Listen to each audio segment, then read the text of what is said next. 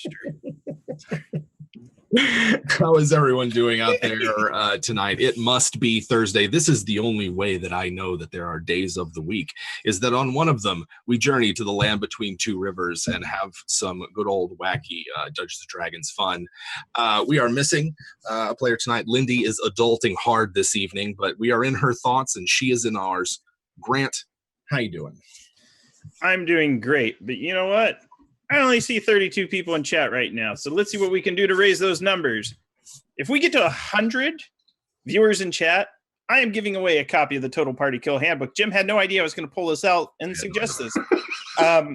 But it's a great book. I've used it on 2 or 3 different seasons of Encounter Roleplay.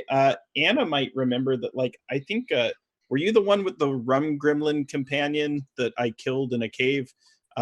It was a long time ago, but I've done a lot of dangerous things and a lot of dangerous games with the Total Party Kill Handbook. It's valued at $50.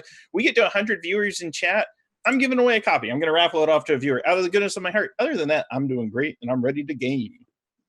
There you go. Spread the word, folks. Grant is he's off the rails and has decided to do his own promotion for us this evening. And if we get to 100 viewers, who knows what else he will do. TK, take your shirt off. There, let's keep it tasteful. TK, the old mother dog just Oh boy. I didn't know it was that kind of show. It wasn't in the contract. Yep, I'm concerned. I quit. Please send my paycheck to my house anyway. Okay. It's me. It's TK here to play Icky, the lizard folk ranger, hanging out, going across the desert, protecting my baby. Don't know where my co-parent is, but that's okay. Everything's gonna be fine. I'm stressed. Everything is going to be fine. You guys are just out in the middle of the night in the desert. That's not what you said 5 minutes ago. You said something about rolling 5 minutes ago. And that's very true. That's very true. Anna, how are you? Hello, I'm doing good. Despite the fact that I stubbed my foot in the morning, there was blood everywhere. Oh no. But it's fine. This is fine. Everything's fine. We're gonna get into the barbarian mind and just hash it out. But yeah, that's it. Oh, and I play Ellie, I guess. Right? She's a human barbarian. Mm-hmm. Sure. Yeah. She's chill. She likes hugs and protecting those around her. But mostly hugs. Mostly hugs, yes. That's excellent. And Josh, how are you doing this evening? I'm in a bit of a mood, but I'm also going to channel that into a non-barbaric rage. I'm going to channel that into nature's fury, Jim. Yeah. We'll see. Maybe I might actually just talk it out. Who knows? Who knows with Baloo? We are, of course, sponsored by Tabletop Loot. They are your go-to source for all of your dice and other gaming accessories needs. They've got bags, they've got shirts, they've got mugs. They've got all kinds of new dice coming in, and they've got these printers and laser cutters, and there's fire involved in some of these things. It's a phenomenal alchemical process, the way that they turn raw dice into actual dice meant for the table. But we can't let dice run feral and wild. They have to be contained within a polyhedral shape and used for gaming. So why don't you check out Tabletop Loot? Otherwise, we'll be overrun by feral dice. Last week on Saber Dice. Sorry, that's not Saber Dice. That's the show I was on earlier, but not anymore. This is Land Between Two Rivers. Our party was trekking across the desert using their elemental skiff, trying to get a good night's rest when the designated driver for the evening flipped the car, spilling its contents all over the desert. And in the aftermath of this minor mishap, really, the party got split, with Gildan pursuing the scent of smoke and fire, some sort of perhaps extinguished campfire and a cave up on one side, and Icky and Baloo traveling after what they believed was their prey escaping them, but later on found out was more of perhaps a ruse of some kind to draw them away from the rest of the party. They doubled back meeting with Myrrh and Ellie. And as the main group headed off to reunite with Gildan in the cave, of course, backlit by his theatrics and magic, they saw a group of shadowy figures, one of whom they thought perhaps was reptilian or perhaps lizard-like, lithe and agile. The others more bulky and halting in their movements, but all of their details dimmed by the dull red light of the unseen sun that bathes the land between two rivers during this time. So, last week, Gildan had commanded the captured human in a sort of an erotic harness to flee out of the cave mouth, which he did, because I remember I rolled quite poorly on his save. And so that's kind of where we're picking up. There's some sort of humanoid running out of a cave mouth where you believe Gildan to be. It is obviously not Gildan that's running out, but you also see these figures poised to strike. It appears as though they have javelins or some other sort of throwing instrument in their hand. But like I said, you're in dim light conditions, so details are spotty. Here's the distances. Here's the game information. Gildan, you are 120 feet away from these four shadowy figures, and about 60 feet away from the human that you sent screaming out of the caverns. The rest of the group, you guys are about 60 feet away from the shadowy figures and 120 feet away from where the human is. Gildan is even further than that at the moment. The terrain is very rocky, very hilly. There's lots of cover, and it is, like I said, dim light. So let's go ahead and roll initiative. And exciting. All right, well, wait just a second, because no one's actually attacked yet. I'm getting ahead of myself. Folks, I'm a little scattered this week, so we're going to muddle through this session of Dungeons & Dragons, showing the robustness of the 5th edition system while we mangle the rules and order of play. Why don't you guys tell me what you're going to do? Then we'll see if we need to roll initiative. Oh, sure. Do you want to go first, Josh? No. No. All right. So Ellie, I'm assuming, also sees these figures and stuff, right? So it's definitely backlit and they're all like silhouettes. Correct. Okay, and even with dark vision, I would assume it would be still silhouette-y, or would I kind of be able to have some sort of detail to the person or thing? So actually under these conditions, you would get less detail with dark vision, because you wouldn't get, there is still enough light to see color. Okay. So it would be all in grayscale if it was dark vision. Now it's more like reds and from the sun, and then whatever color Gildan's lighting was. All right. In that case, she will look back at Icky, and Ellie would say, "Are they going to attack us? We haven't done anything." This group of shadowy figures, did it look like they were headed towards the cliffs, or are they headed towards us? They're headed away from you. Away from us, towards the cliffs. Yep. So I have to assume, like, Icky would assume they have a reason to be there then. Mm-hmm. They are either looking for something or they are returning to something. Since they're not looking for us, so Icky would tell Ellie, they are not looking for us. They may not know we are here. And is that human figure approaching us? Yeah, it's running downhill in your general direction. Okay. Yeah. Okay. Is 120 feet close enough for Icky to be able to tell it is a human? It's close enough for her to smell it's a human. Oh, okay. Then yeah. Icky will be extremely confused by that. Because as much as I joke, I don't think Icky knew that Myrrh was bringing a mail order boyfriend for Ellie. So like Icky will like look over her shoulder at Myrrh, like. Myrrh seemed. I have been given instructions by Lindy. So Myrrh seems extremely intent on the humanoid figure, and looks like she's attempting to intercept, or at the very least get closer to the figure that has just come out of the cave. Okay, and can Icky tell if these shadowy figures are looking to intercept, like goes directly to the cave, or if they have seen the human. They looks like they've seen the human, So and they they're are gonna moving interrupt, to like intercept. ambush. Okay. Then Icky will take Mur's lead and look at Ellie and say, if Mur thinks we should help, then we should go. And at that, Ellie will take out her great axe and definitely follow, kind of like behind, looking around. Is Mur driving the skiff over there, or does Mur caution us to walk? The skiff is not, the skiff does make some sense. And so particularly the faster it goes. So I'm assuming at the moment, you guys are far enough away. The skiff is stationary. You'll have to get out unless you want to just bum rush them in the skiff. Okay, then Icky will get out with Ellie and spend one of her 3 second level slots on Pass Without Trace again.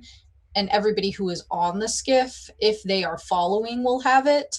But it'll be her and Ellie and whoever comes with her. Okay. How long does Pass Without Trace last? An hour. Okay. Yeah. Yeah. Because I used it before, but I assume it's gone now. That was a while that you guys were just sort of wandering around, following tracks and things like that. Yes. Yeah, and plus we've been like talking and stuff. Like obviously I wasn't utilizing it, so I'll spend another one for it. Cool. So we've got that. How about Blue then? Blue's going to follow Icky's lead on that. He's if they can't intercept them directly, then like smash into them. Okay. So we'll go ahead and say, at least for Mur's part in this, that she's going to hang back on the skiff, and once you guys get into it, we'll provide spell support and the like from the skiff, and sort of hasty retreat if needed. How about Gildan? I'm going to if-then statement, so I'm going to do a ready action, and my ready action is if a bunch of bogeys come down and attack the human in melee combat, I am going to begin to make no noise, walk as quietly as possible, and low watermelon crawl up to them. However, if the target is attacked from range, I'm going to attempt to find where the ranged attackers are attacking from. Okay. I know there's shapes out there, but it's one of those things I want to make sure I get a good look on them. Gotcha. And give me an idea, where are the light sources that you have with you? Because you mentioned that they weren't like on you; they're sort of around you. No, they're on me. My head's on fire. That's true. I had thought, but and it creates like a giant, like 60-foot radial glow. It's quite. I mean, like I said, it's lighting up the whole, or at the very least, every so like I'm not crawling. I'm not crawling. If they come down into melee, I'm gonna start singing my war song, and coming out, and I'm gonna fight these guys. However, if it's ranged, I'm turning off the lights. Okay.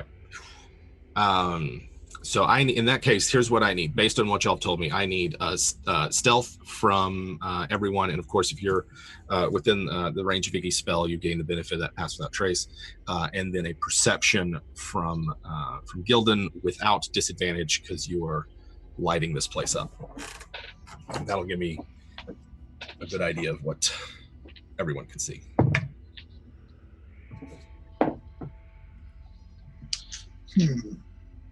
Man, it's a good thing I did Pass Without Trace, because that's a dirty 20 with Pass Without Trace. Yeah. All right. Plus my +5 to stealth, so. Ooh. Ouch. It wasn't pretty.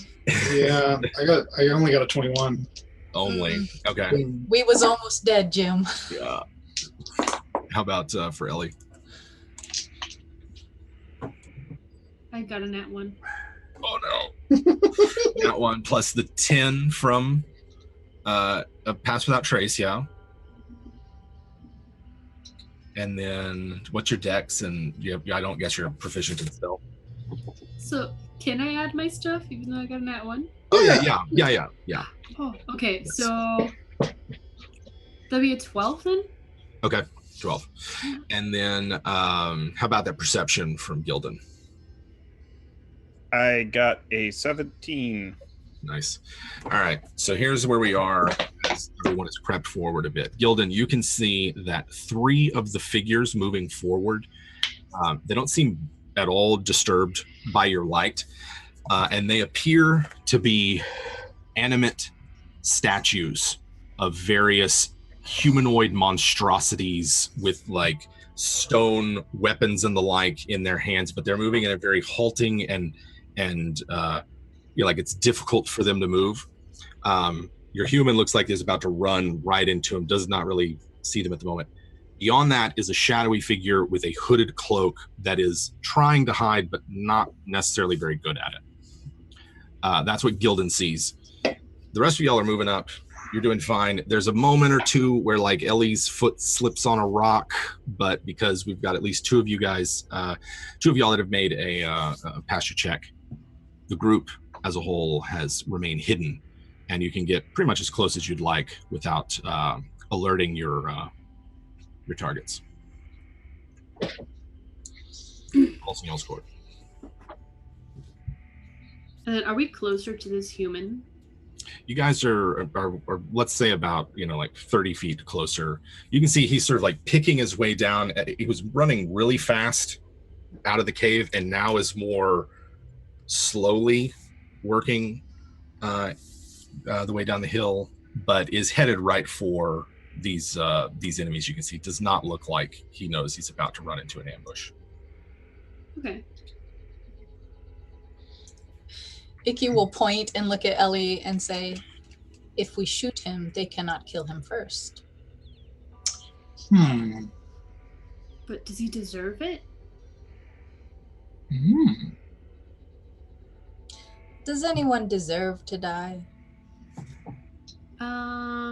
She's like already like getting an arrow out. Ellie's definitely thinking hard about this. Like, well, only the bad people that attack us, sure. But if he's running away from danger, maybe we could help him. Right? Can we see, we can probably see like the light coming from Gildan, right? Yeah, you can see Gildan start to step out of the cave mouth. And what's the chance we can put 2 and 2 together? I mean, that's... And like do the numbers in our heads and be like, does he look like he's running away from Gildan? Maybe at first, not now. Okay. Now his movements seem more deliberate and not panicked. But you guys have mere seconds before this ambush. Real quick here, what's like the last thing you do before we roll initiative? Oh boy. Icky will probably she'll go ahead and knock her bow. She won't shoot the human, but she doesn't like the odds of going up against these 4 individuals one-on-one, even with Ellie in the mix. So she's going to knock a bow instead. Okay. What about Ellie? Ellie will already have her great axe drawn. And she's just going to be very cautious if somebody's trying to ambush any of us. All right, so you got your axe drawn, approaching cautiously. Yes. And how about Blue? I don't want to give anything away yet. So don't tell the dungeon master your actions. He'll just have to guess the outcome. You must guess what I will do, Jim. So yeah, I think it's time to like cast a spell, that kind of thing. Okay. Yeah. Okay. Yeah, I'm gonna move forward as much as I can to try to close the distance. Okay, so keep pace with Ellie then. Yes. In that case, the way the distances when we start initiative, you guys are going to be basically, you don't even have to use your full movement to get in range of any of the enemies. Icky's hanging back a bit, and would need to dash to get into melee. That's how we'll start there. Gildan, one last thing you do before we roll initiative here. Oh, No, that's right. I'm sorry. You had your ready to action there. yeah. So did anything's move close to engage the human, or did they attack from a range? Looks like the 3 stone creatures that you see are moving to attack in melee. How close are they to my buddy? Why do I call my buddy? I don't know this guy. Yeah. They are... He's nude. Yeah. I got feelings for him now. My heart. They are less than a move action away from I think I'm in love. All right. So here's what I do then. I said if they engage them, I'd engage them. So I'm stepping out. I'm still glowing as golden fire. And I war chant, and I point at one and kind of, and they'll need to make a wisdom saving throw as I toll the dead. All right. Let's roll initiative.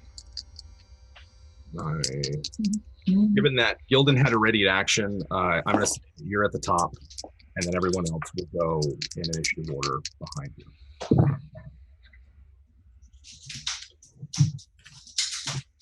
So we've got Gildan first. Anyone who's... I have a... Wow. My guys got a 22. They save, Jim. Or is that their initiative? That's their initiative. Let me roll your save real quick. Oh. Save is a 6. Well, they're going to take a little bit of damage. Go ahead and roll up that damage while we figure out the rest of the initiative order here. So 6 points of necrotic damage. And they hear within their stupid stony... I'm just going to say, I hate stony, be it gargoyles, be it Medusa people. I've gotten beaten up by guys like this before in D&D. And That's what you're going to say in real life. Not happening. So you guys see Gildan's spell go off, and sort of one of these creatures maybe sways a bit as it is assaulted by your magic, Gildan. How about those initiative rolls for everybody else?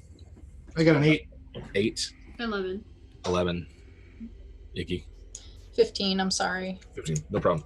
So here we go. Its initiative order is going to be Gildan, who has just acted. My turn as the enemies: Icky, Ellie, Baloo, and then I will act with Myrrh, and then my NPC. So Gildan, your spell has just gone off. One of the creatures looked like it rocked back and forth a bit as your magic hit it. And here we go for these guys. They step into the light now, these 3 hulking sort of creatures.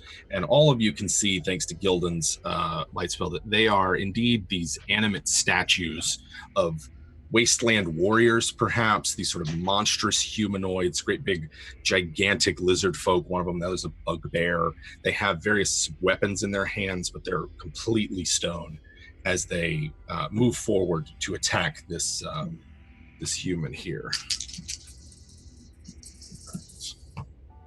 And it appears as though 2 of them hit and 1 of them has missed. So 2 of them have hit, 1 of them's missed. He's trying to fight them off, but in the light now you can see whatever armor this is he's wearing, whatever clothes it is. Not only does it provide 0 coverage, but it also looks as though it affords no protective qualities as well. I tell him to rage. But he's fighting them off. He's not doesn't seem like a coward, at least. And then those of you, actually everyone, hears the sound of a spell being cast. And Gildan, ahead of you, a wall emerges that completely blocks view of the human that you saw and the 3 assailants. Those of you on the other side, you see a wall spring up in sort of a C shape that kind of, sorry, I'm blocking that sort of covers this combat that's going on in a little alcove. You see that, but you do not see where who it was that cast the spell. Into my turn. Icky, it's your turn.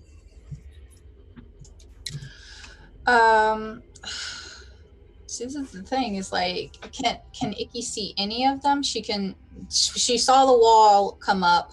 Does it obscure the whole fight from Icky? No, it only obscures Okay. it from the someone approaching uphill. Oh, okay. It's like That's a hemisphere, right? So you can see into the back of it, all everything that's going on.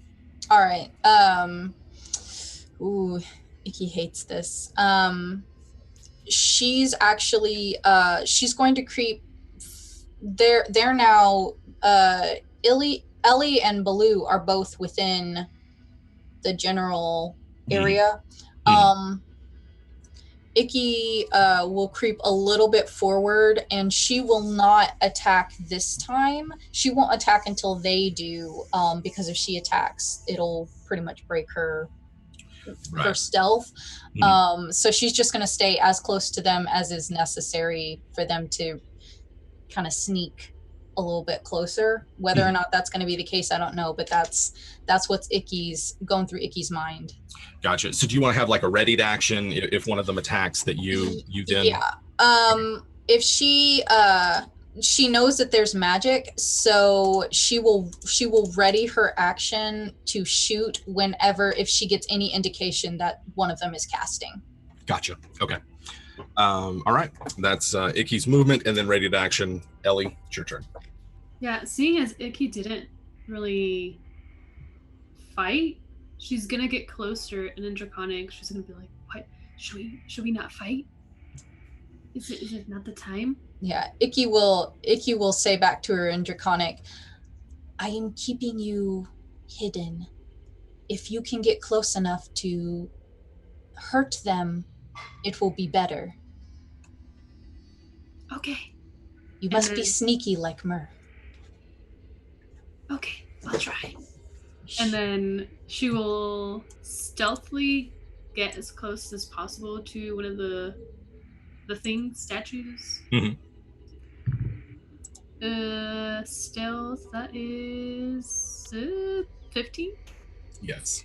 Okay. That is more than enough, yes. Perf. And what level are we? 6? Ooh. 7? Are we 7? Yeah, you guys should be 7th level. We're 7, technically. Uh-oh. I gotta do a quick maths real quick. No, actually, I think I have the same things. Only I think we leveled up last time. Yeah. We mostly role played. We didn't really use it. 12 to your hit points. Right. Yes. All right. So she is going to take out her great axe and hit whoever is closest to her in the back. Okay, so there's these 3 animate statue things that are attacking what is now clearly a human man. You don't really see the 4th figure anymore. So if you want to attack one of the stone ones, they don't seem to notice you. There's a clear path to the closest one. Okay, so Ellie knows that this is another human now. Yes, you can see close enough, yeah. Okay, and wait, you said he was naked? Yeah, well, he's wearing harness with, So he's covered. Some of him is covered. Like, right here, across the chest a little bit. There's a few parts of him that are covered. Yeah. Okay, but not everything. Yeah. Okay. So she'll see this other human that she's never seen before. And she's just going to be like, "What is that?" And then I think that's going to give away her stealth. But she is going to attack. She'll like quickly step out of it, and she's going to attack whoever is in front of her. So maybe like the beefiest person, like the strongest person. Yeah, there's like a bugbear statue that's got like what looks to be like a broken spear in one hand, and then a knife or something other, all stone, of course. Sure. Yeah, go for it. As soon as she snaps out of it, she'll be like, "Hello, that's not your relative, right? Am I okay to hit him or her or it?" Yeah. And yeah, she's gonna hit for a 25. That hits. And where's my D12? Oh, okay. So that's a 16 to hit. Or sorry, 16 damage. My bad. 16 damage. Yeah. All right. There we go. So you're as you hit, I mean, it feels like hitting, feels like hitting solid rock, and you chip away at a piece of it, and it kind of like half turns its stone head to look at you as you have got its attention. Sorry. Are you gonna take your second attack? Yeah. Does it look like his face is? Well, I don't know if. Is he angry? Is there some sort of hate in his face? There's more fear and terror in the stone statue's face. Oh, okay. In that case, it is a mask of fear that the statue wears. Well, seeing as Ellie's a sweet barbarian, she is gonna notice that fear and be like, "I'm sorry. I thought we were supposed to hit you guys because you guys were attacking that weird looking person," and I point at the human. Can you just not fight? Is that okay? Because I don't want to hurt you, and then you might hurt my axe, and I just painted it. And she pulls up her great axe, and it's like pink and it's like lavender details and stuff. Is that okay? It looks as if it has no reaction whatsoever to your appeal, and is just, I mean, its facial expression does not change from this frightened kind of perspective. Yeah, Ellie didn't know that he's like petrified or anything. So right. Because of that, she's not going to take her second action. Gotcha. So there, the appearance of Ellie seems to sort of startle this human man who fights seemingly all the harder with his bare hands against these stone statues. Blue, it's your turn. Are we surprising these stone statues, or are they just, because they're as I'm approaching with Ellie, do they turn to like mechanically or narratively? Mechanically. Yes. Okay. Yeah, you are an unseen opponent. Okay. Yeah, I'm going to produce a level 4 flame blade. Okay. Big old purple blade of flame, brighter than ever. Goes well with Ellie's lavender axe. Yes. Gonna roll 19 plus. Yeah, plus. All right. So I wish I would have critted, because this is 6d6. You will one day. I know. Let's see. What are we on? 12. Let's see. 22. 22 damage. That's all fire. Yeah, I ignore any resistance, but attacking the same one that Ellie's attacking. No, probably a different one. Came around the side. All right. You scorch it, leaving a blackened char against or across the back of it, and it sort of, unlike it seems to ignore you. Its head doesn't turn and does not seem to have cared, rather, what it was that you did to it. That's it for Blue. That's the attack. So my guy goes. Let's see what he does. He just got hit twice by these guys just a minute ago. He is going to. He doesn't really have a weapon, so he's going to attempt to grapple one of them and help out that way. And it looks like, so my man over here, he's wrestling with one of these, and despite the fact that they are indeed statues, he's got one twisted up enough that he's kind of like using it to block the others and not taking as many hits as he was before. What he's going to do with it now is anyone's guess. And then Myrrh looks like she is approaching on the air skiff. You can hear it just barely audible over the fighting as she gets into a better view to see everything. Top of the initiative with Gildan. There's a wall of stone between you and the rest of the action. All right. What is the horizontal length of the wall of stone?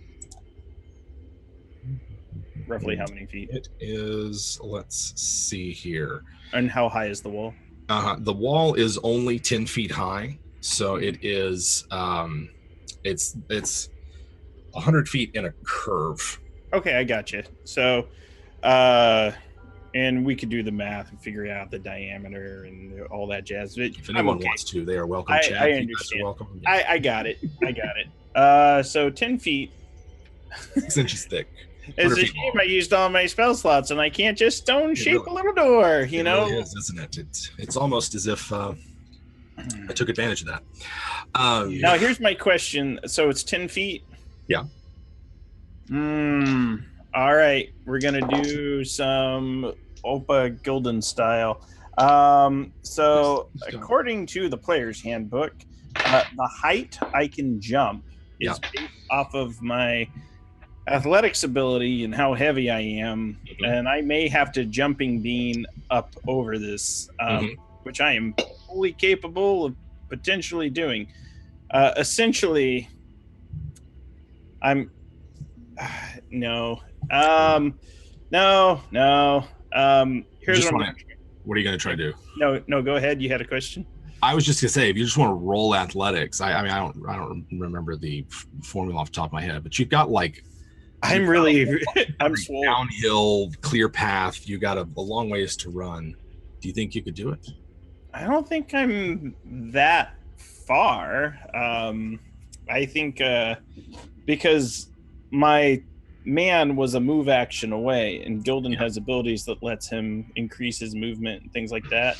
Yes. And I'm just thinking Rey Mysterio comes running down the ramp, jumps from the bottom up over the top rope. That's totally what I'm doing. And chat, when I smack face first into the wall, and I'm going to use my blessing of wisdom to double my proficiency, which isn't great. All right, over. That'd be a 15. Oh, you told me the score. That makes me extra nervous. Okay, here we go. I forgot it. Roll 20. And we've already established I don't have any cool things that let me re-roll 15 on the nose. I had to beat a 15 or I had to roll a 15? Well, it's like the DC was 15. Okay. I was like, smack, break my shins. His feet hit, goes cartwheeling over the top of the wall. No, instead you go sailing just sort of over the top of the wall and landing amongst Ellie, Baloo, 3 stone statues, and a human male in a sex harness. That's your move. That's my move. Okay, so we count that as my move. And am I in the middle of the guys? You're in melee. All right, I'm in melee, and there's like 3 of these guys, and they've got me surrounded. Woo! Let's do a little word of radiance. So those gents will need to make a con save. Oh, well, I'm kind of good at that. Maybe not. I got a 13, a 12, and a 20. All right, a 13, a 12, and a 20. So I think this stinks. We'll see. The one that made so that was a 13, a 12, and a 20? Yep. So the 12 will take a little bit of damage. Okay. He will take 2d6 radiant damage. Let me roll that right up for you.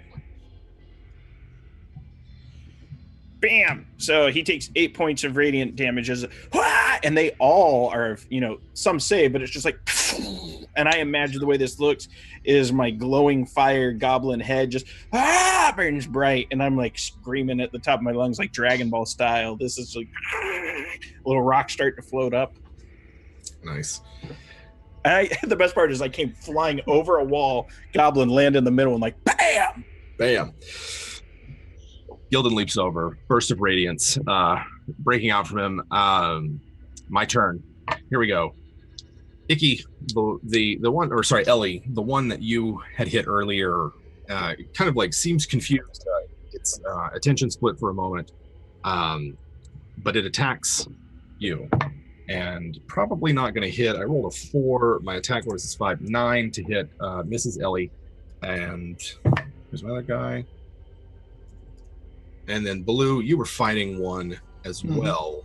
Mm-hmm. And it's sort of like it's there's Gildan's nearby, its original the original target's by it's behind, you're kind of behind it. And it's seemingly ignoring all of that to try to get at this human that is grappling with this other one. And that is a crit that I got on the human. So And That's no good. yeah, I'll tell you here in just a second what happens, because Icky, you see a shadowy figure step out from the rocks sort of surrounding this. She's about 30 feet away from where all the melee is taking place.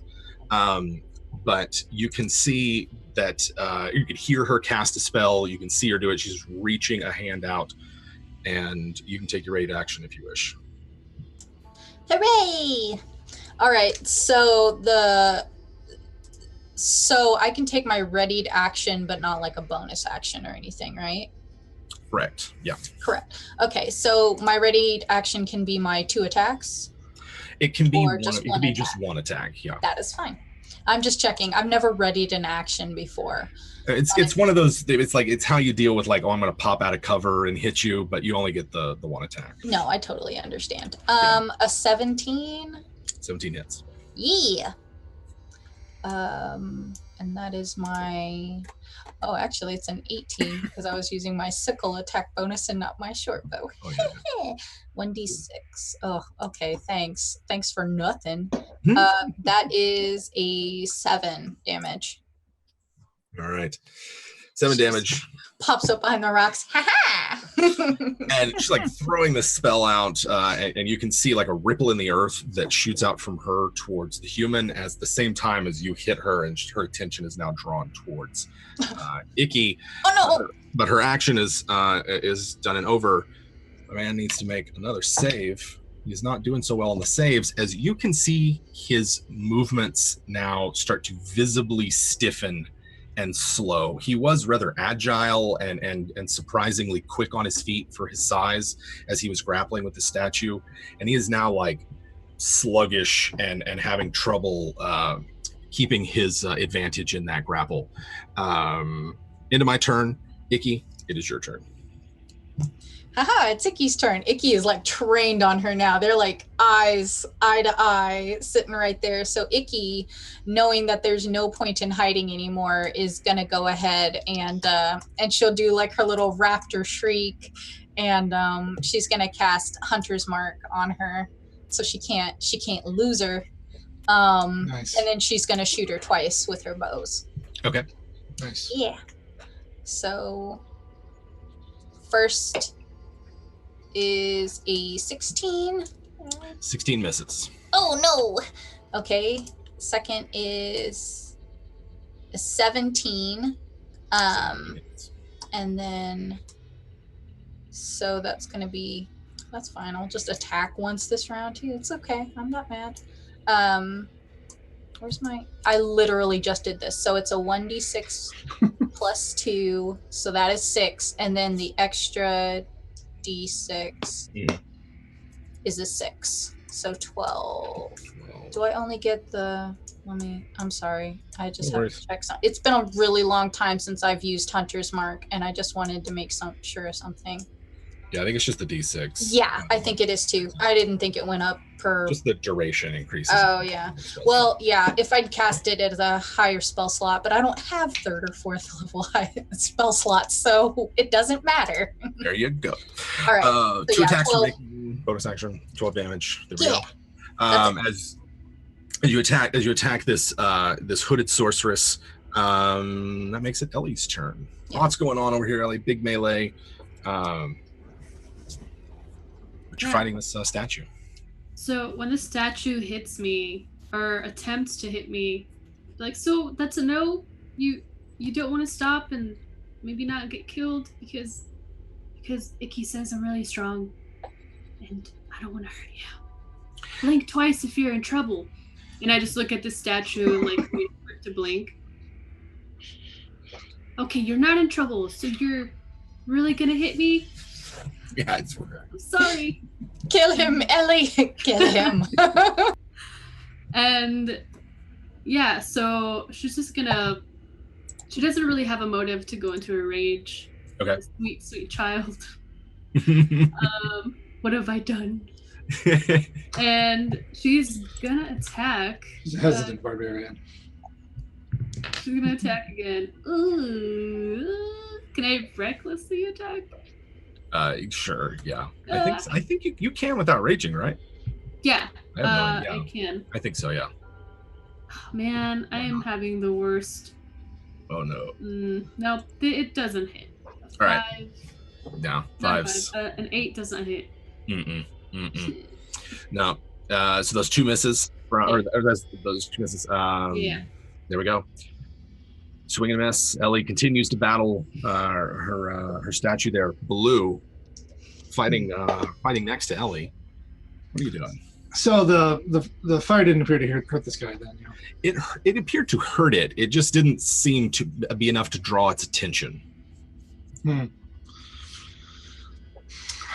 Yeah. Okay. You said the human had kind of he's kind of backed into a corner, yeah. Metaphorically speaking. Correct. Yes. But actually, yeah. Actually, he is he surrounded? He is sort of in a he's sort of in a count, like there's sort of like a mutual grapple going on, and then there's another one, the one that you had just fought, that's also assisting with that. So like the 2 of them are taking this guy down. Okay. I think I forgot to mention that the wall disappeared when the sorceress cast her other spell. So there's no wall anymore. Right. Concentration. Okay. I was going to do an earth tremor, try to knock down some of these stone creatures. But I don't want to hit anybody else. If I'm in the packed in here. Yeah, if I'm in the thick of it, I'm going to avoid that. Gosh, this is limiting some of my options. I'm just going to go ahead and go for another hit and see if I can't do some damage.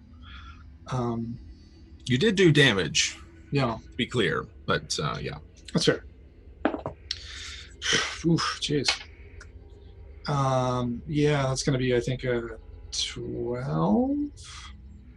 Yeah. No, yeah, a 12. Yeah. 12. 12 misses. For this one, is your sword flame sword sort of skips across its stony exterior. All right. Anything else from Blue? I think I'm going to activate my Nature's Fury as a bonus action. Okay. No, I'm not happy, so there we go. Right. But no, that's my only other action. All right, gotcha. Here we go. Final one. Anything Myrrh is going to get up to. Actually, yeah. Oh, wait, no. That would suck for everyone else.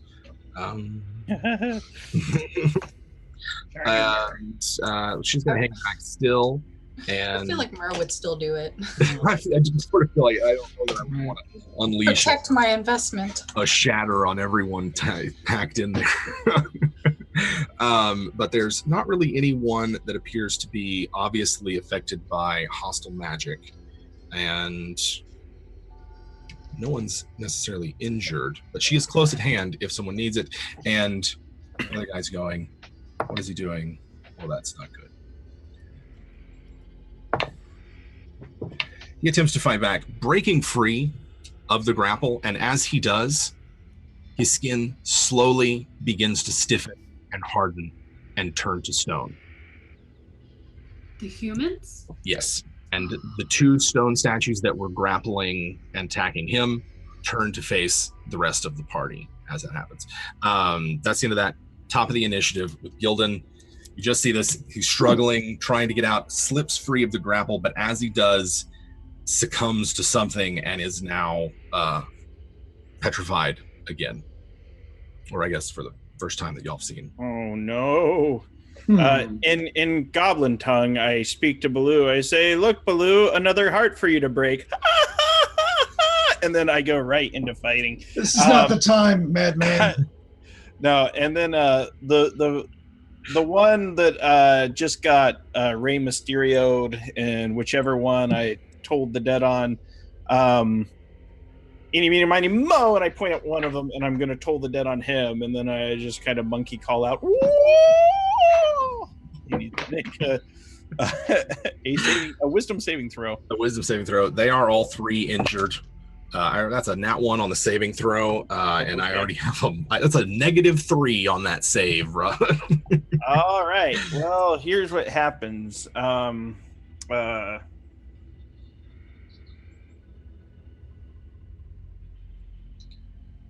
he takes 24 points of damage, maximum damage. All right, here we go. 24. That's pretty Necrotic damage. Necrotic. It seems to And I affect it. use my move to run around them because I'm like all up in like melee. Mhm. Are they gonna swing at me? Oh yeah, and they get advantage to attempt to hit you as well. They get advantage to what? They are a cunning opportunist feature, which allows them to get advantage on opportunity attacks. Well, as the first one begins to take his opportunity attack, I get to use my reaction. Okay. Because I am a warcaster. Nice. So yeah, I decided I'd start using my feat that I took. I have to make these piddly modifiers I have count. So all right, so I'm going to cast a little bit of a spell, and the little spell that I'm going to cast is Bane on all three of them. Okay. I need all three of them to make charisma saving throws. Gotcha. And so it's Bane on that, and then that was the highest I got was a 7.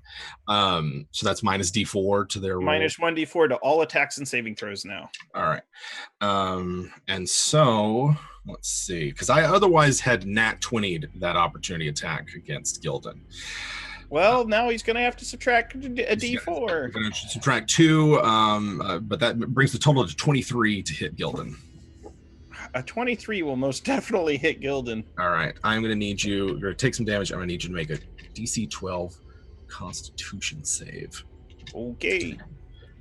I also get advantage on Constitution saves.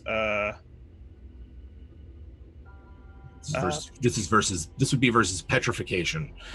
We take. Oh no! I've lost 3 characters to petrification. 12 slashing damage as this broken, jagged piece of masonry scrapes across Gildan, and you can go ahead and make that save. That was so you had moved. I took my opportunity. You'd already cast your spell and done a boatload of damage with that one.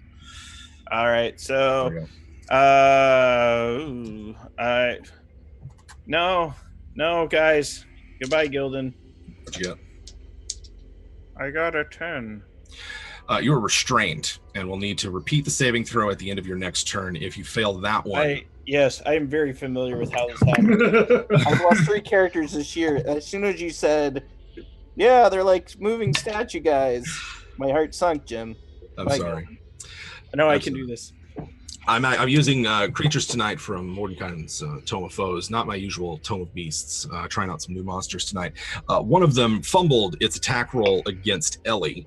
And Ellie, you will have advantage to attack it next round as it kind of pitches forward and the weight of its stonework knocks it prone. The other 2 rise up from what they were doing to attack both. One of them on Gildan and one of them on Baloo there. Baloo, you were hit. Gildan, I missed you, and Blue, you're going to take 23 slashing damage as I roll max against you, but no save. Interesting. Okay.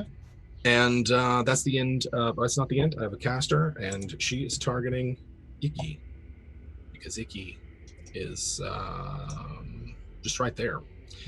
And let's see. All right. I need Icky to make me a let's see. What saving throw? Wisdom saving throw. It's real cool of you. Oh, okay. Whew. Okay.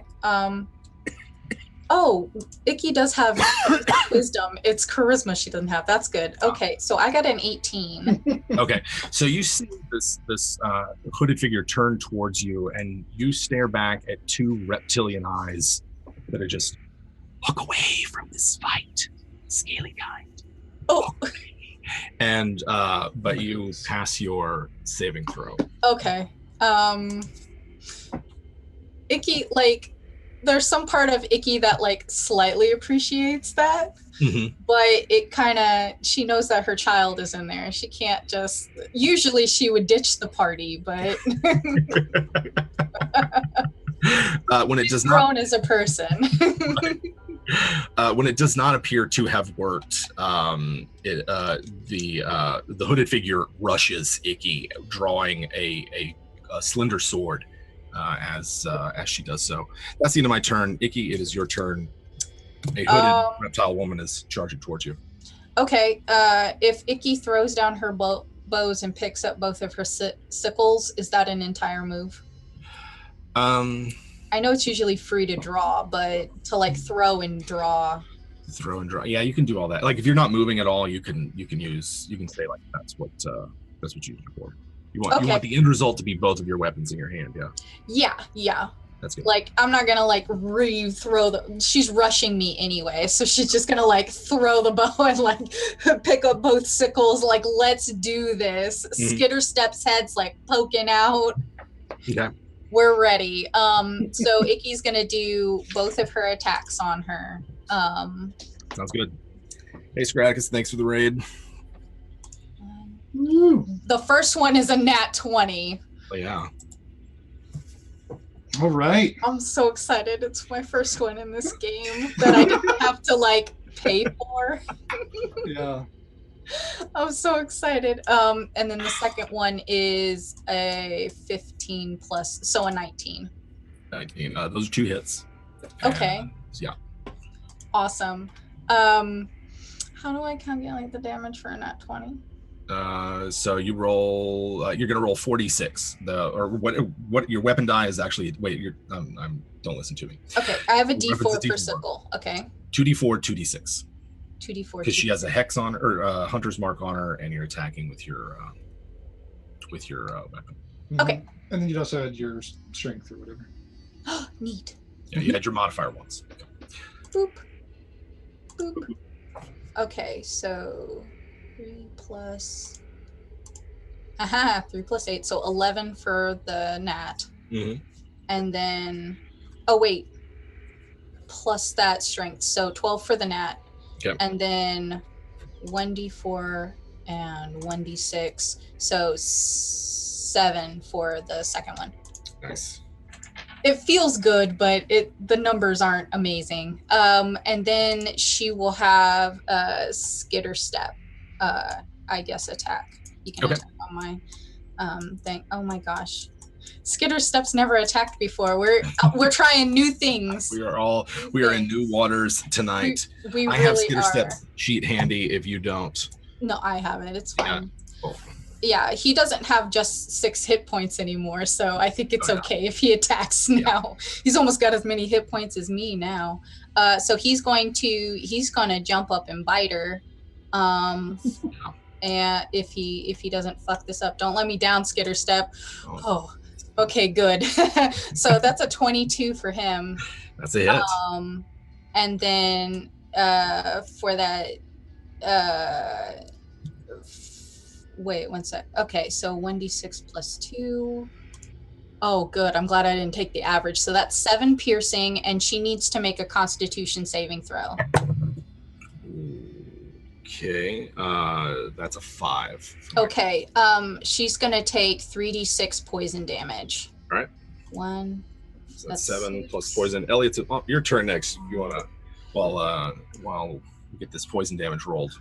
I got a 6 and 2 5s, so that is.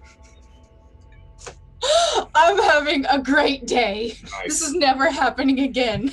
I think we switched roles. I'm gonna fumble everything from here on out. I want to show, like, oh my god, I'm so excited. That was 7 piercing, 16. Okay. Okay, yeah. So 16 poison. Right. Yes. Okay, that's it. That's all for. Sweet. We're done. All right. There you go. Ellie, it's your turn. Oh, damn. What a turn. Never again. A free action to hit him, or no? You have advantage without needing to use his attack. Yeah, he's prone in front of you. Yeah, sure. I'm gonna try to attack him with my great axe again. Mm-hmm. Ooh, that is a 25 to hit. Oh yeah, that's a hit. 13 damage. Mm-hmm.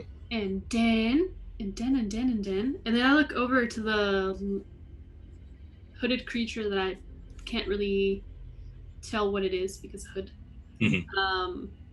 And then I see it attack Icky, and then my reaction is like to go save her, but it looks like she has it under control. Oh yeah.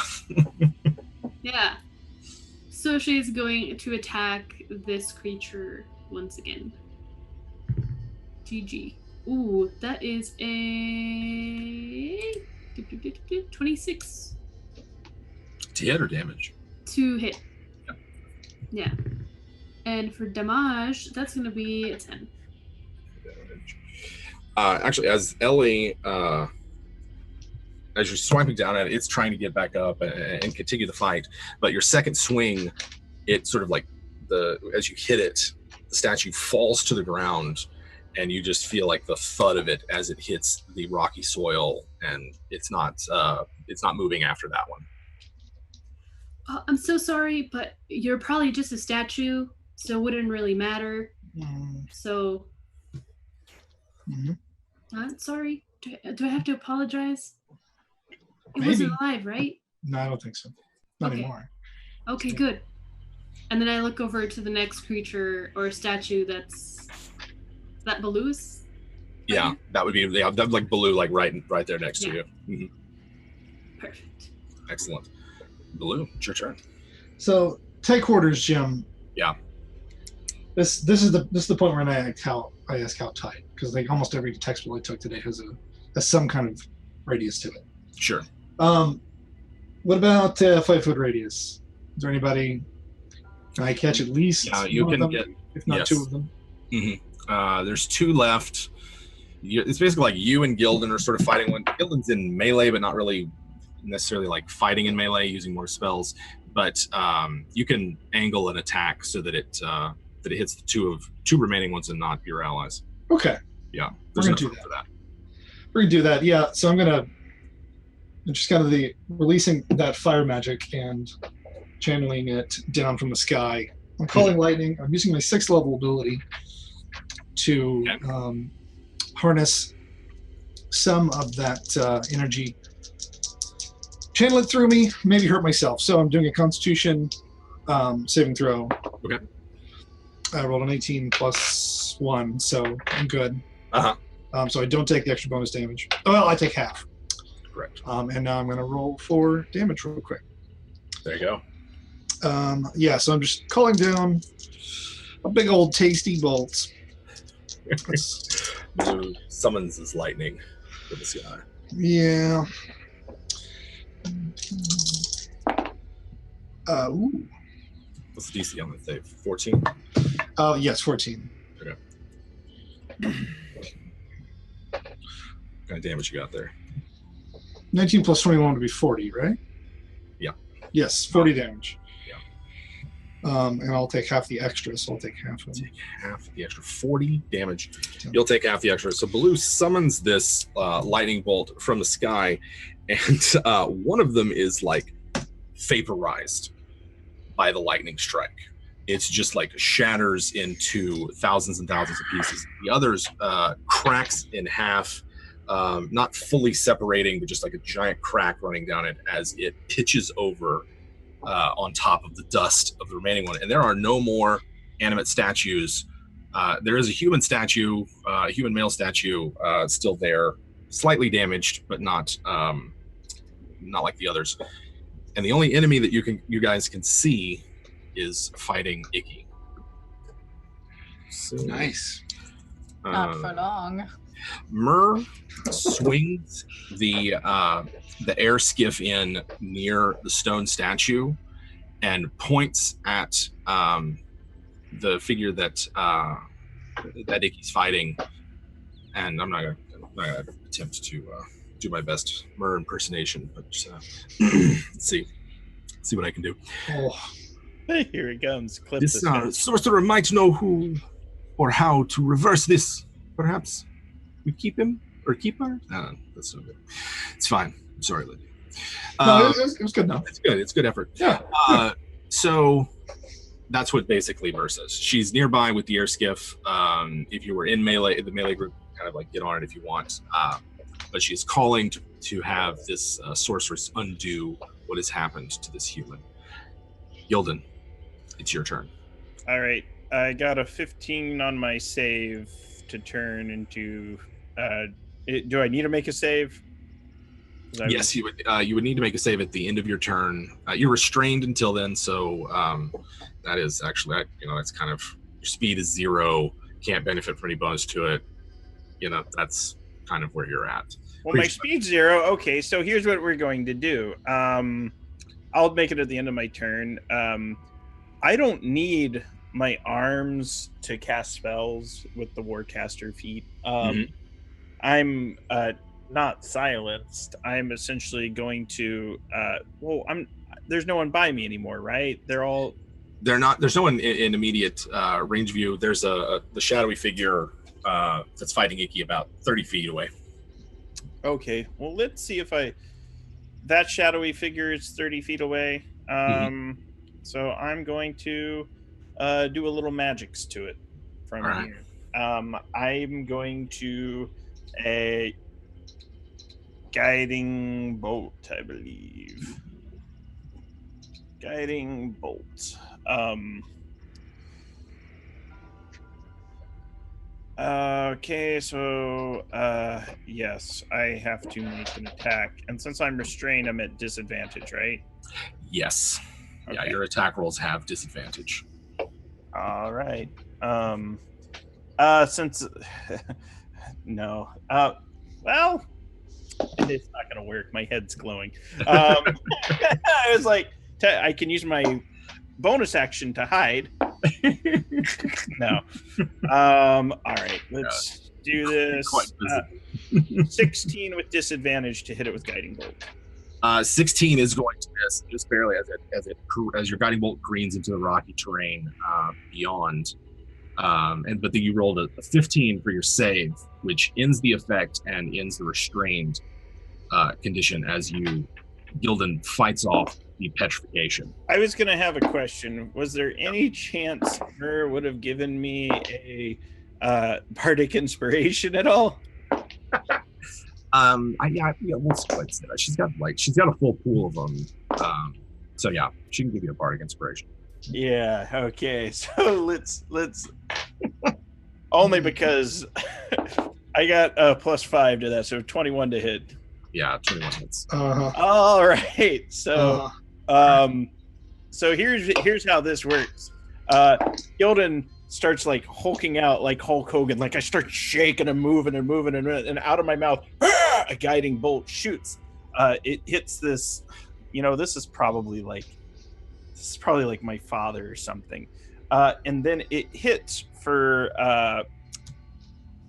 16 points of damage. I rolled so many ones, but I'm invoking Fury of the Small to add my level to the damage. That brings it to 16. I got a 16 on 5d6. That's pretty lame. Ooh, that's rough. But I think they're glowing now, and get advantage when attacking them. Yes, the next person to attack them will get advantage. It is her turn though, and looks like she's surrounded, and she's going to attempt to. She kind of like angles herself a bit, sort of dances around Icky just a little, not leaving your immediate area, but gets herself in a position where she can sort of see everyone, and you can feel the earth start to tremble underneath you. And I need, let's see here. I'm going to need. Actually, I'm just going to need Icky to make me a dexterity saving throw. The area of my spell was not as large as I thought it was. Oh, thank goodness I have proficiency. Oh my gosh. It's not a nat, but it feels just as good. It's a 22. Okay, my DC is 15. So you're going to take half. TK's on fire. Yeah, I'm going to take half of 27 and that's bludgeoning damage as the entire ground around you erupts in broken terrain. Rocks sort of shoot out of the ground, and there's sort of a miniature earthquake around Icky. And the entire area around you is difficult terrain. And that's what happens. So it's 27 bludgeoning damage. I am. She runs. You can take your opportunity attack if you like. I would love to. I would love to take opportunity attack if I'm close enough and not like in a crater. You're still close enough, yeah. Excellent. Is opportunity attack advantage? I don't remember. Not unless you have. I didn't think so. Well, she's got the guiding bolt. I was going to say. Yes. They get advantage from the. Yes, you do. Yes. Mhm. Very good. Ah! Oh, that's passable. 17. 17 hits. Does Skitter Step get one too? Yeah, scare something. Really? Yeah. I'm sorry, I got excited. Okay. And then for my sickle attack with the hunter's mark is a 9. And then Skitter Step, don't fuck this up, Skitter Step.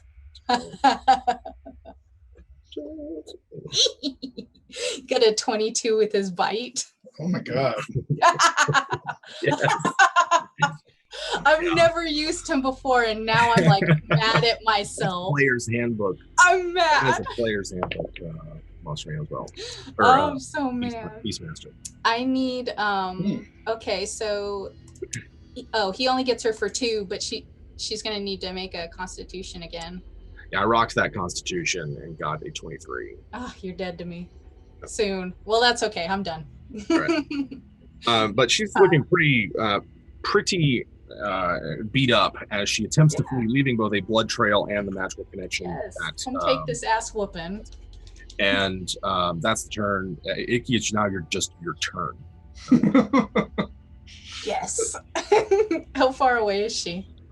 She didn't make it that far. She is, well, you're not really sure yet because she ran out of line of sight using broken terrain. That's Ooh, right. that makes me mad. Like 15 feet, and then you lost line of sight. Okay, then she's not gonna pick up her. She'll pick up her short bow enough to put it back, but she'll take off after her. Okay. I assume moving at half speed or whatever. Is difficult terrain half speed? We'll just say for the purposes of this, you're kind of like on the edge of it, so it negates your mobility for this round. It negates the movement bonus that you would get from mobility. Oh, okay. So instead of 40, she moves 30? Right, yeah. Okay. You're just that's just sort of where it was. Now the rest of you will have to pass through a big area of difficult terrain if you wish to follow after them. Yeah. Did you Icky see? knows that Murder wants her, so she'll take 2 movements to get her. Okay. Did you see that the lizard took the statue? Of the human? Yeah. No, the human statue's still on the ground. Okay. Right next to where y'all are. I think maybe one of the other statues broke up, but yeah, the human statue's still there. Have Icky make me a perception check as you're running after her. Okay. Yes, I'm proficient in perception. It's my day. Watch me roll a 3, but it's still my day. No, I rolled an 18. That's fine. Yeah, you see her shadow pass by one of the rocks and can follow where she's at. So everyone else sees the cloaked sorceress run off. Icky follow. Icky, you're able to, like, if you want to pursue her, you can get within striking distance of her on your turn.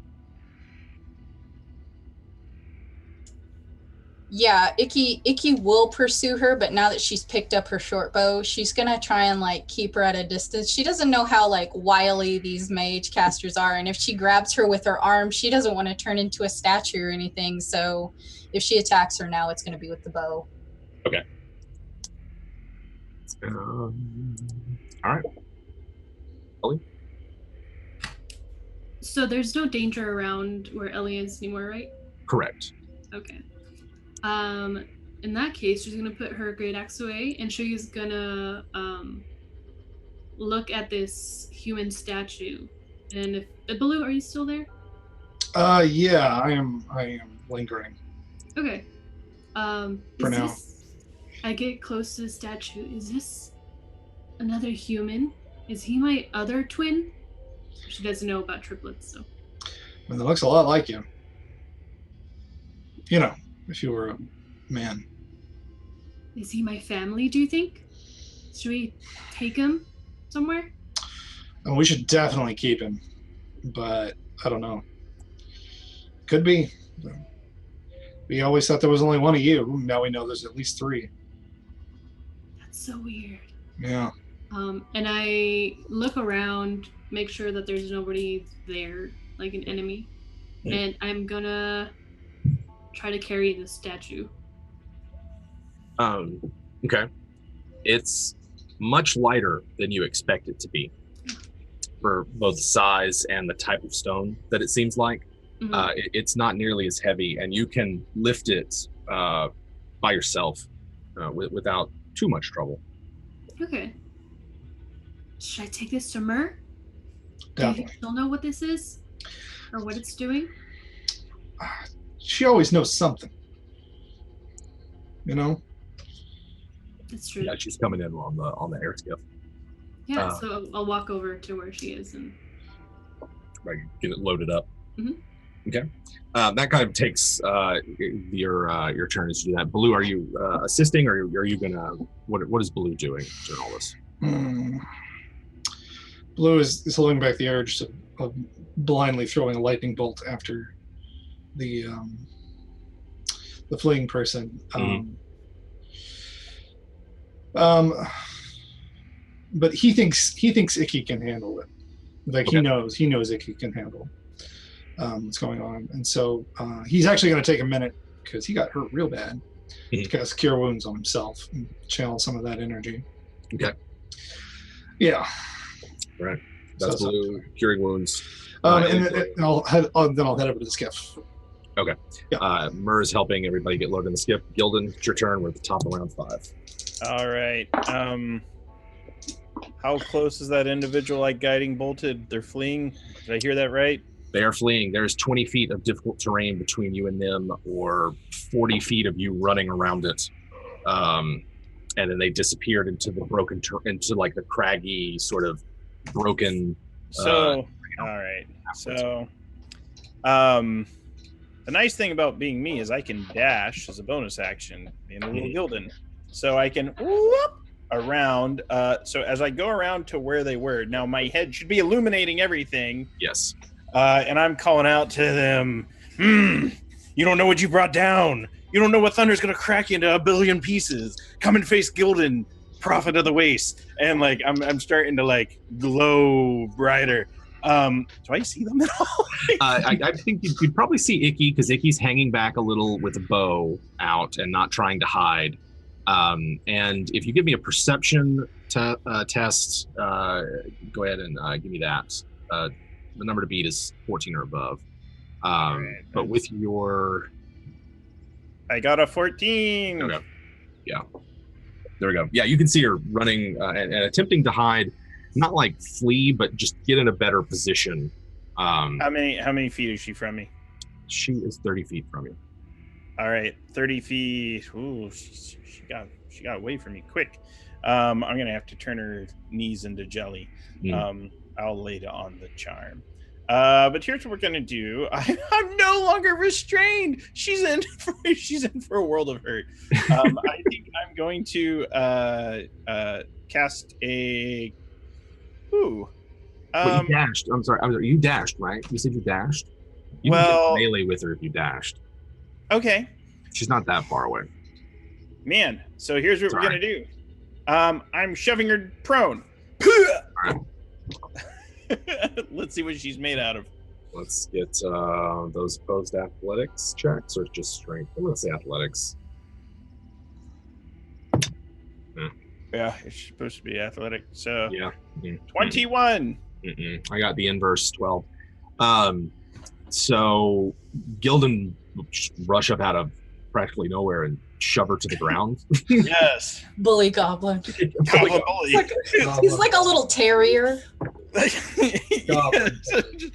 And and then with that, I think that's my move. I don't have multiple attacks being this individual, and then I'm just standing over, and I'm gonna do something I have not done since I played Gildan. Normally, I'm kind of like the sword and board, Warhammer and Shield. I'm dropping those, and I'm pulling out the big bad, the magical great club I got somewhere around like episode 4. There's glistening, and I'm just holding it over like, I have a giant 2-handed great club that's magical and does magic damage. And you know what? I think they're we'll see what they have to do. My turn. Sorceress is prone. I'm making a roll. She is hooded, and she's hooded for a reason. But being knocked prone has a possibility to undo the hood. Old man withers. I'm going to call this a dex save on her part. You can sort of see as her hood falls back and a writhing mass of coiled snakes begins to uncoil itself and move. And here's what she attempts to do, because she looks as though she's like legit, oh crap, kind of not startled, but certainly like, Gildan, I need you to make me a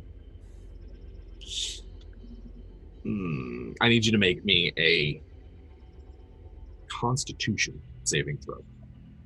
Those are what I'm best at, thank goodness, but I've failed one before. DC's Why? I don't know if I can. My heart gets weak when you say this. Give me just a second. I'll roll the same. Not a petrification, if that's what you're wondering. Okay. He's casting a spell at you. Okay. That's exactly what I'd lie about too. 17. 17. All right. She's attempting, as all this is happening, she looks around. Icky's on your heels with a bow. You're pushed down, drawing this great big club. She seems to sort of like be trying to get as much distance as she can, and then unleashes the very air around you vibrates as she unleashes this spell at you, and it's going to be 19 thunder damage from the shatter. Did I make the save? You've got a 17 for the save. Yeah, so that's and that's half of that. Yeah. Okay, so the half of 19. Mm-hmm. I got it. I deleted all my hit points. No. Oh no. Yeah. That's what she's doing. Her hood is in the process of, is like I said, has fallen off, and we all know what that will mean for later rounds. Icky, it's your turn. So, is it safe to say that Icky knows what a Medusa is? You know the legend of them, right? Yeah. That's so you have an idea that like the petrification thing, that's pretty well known. The sort of the them being cursed individuals. Maybe that's part of the myth, but okay. Yeah.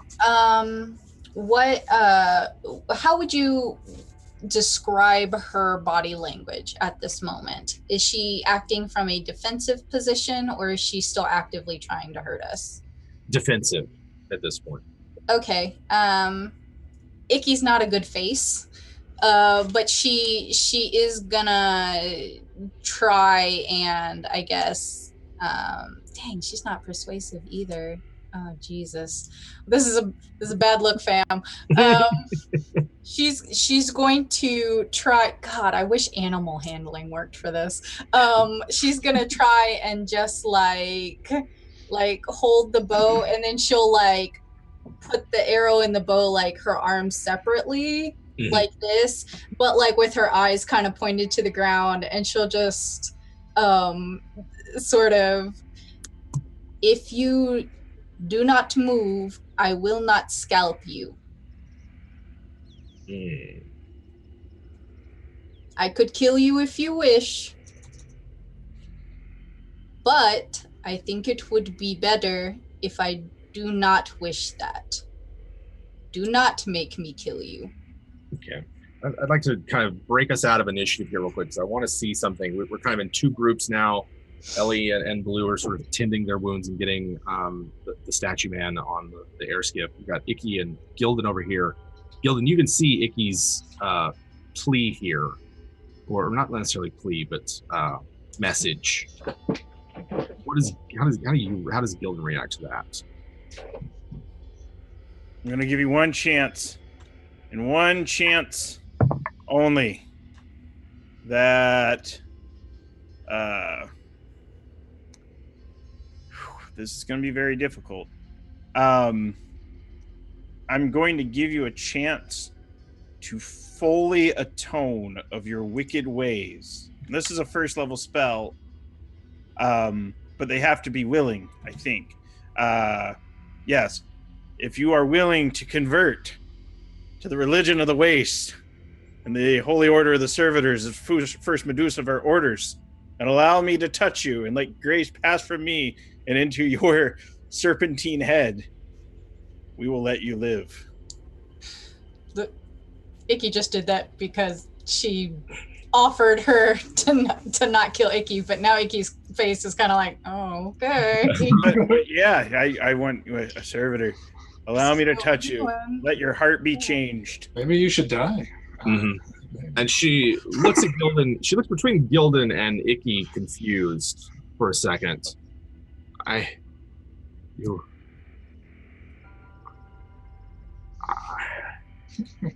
Surrender. I wish no conversion. I've done nothing wrong.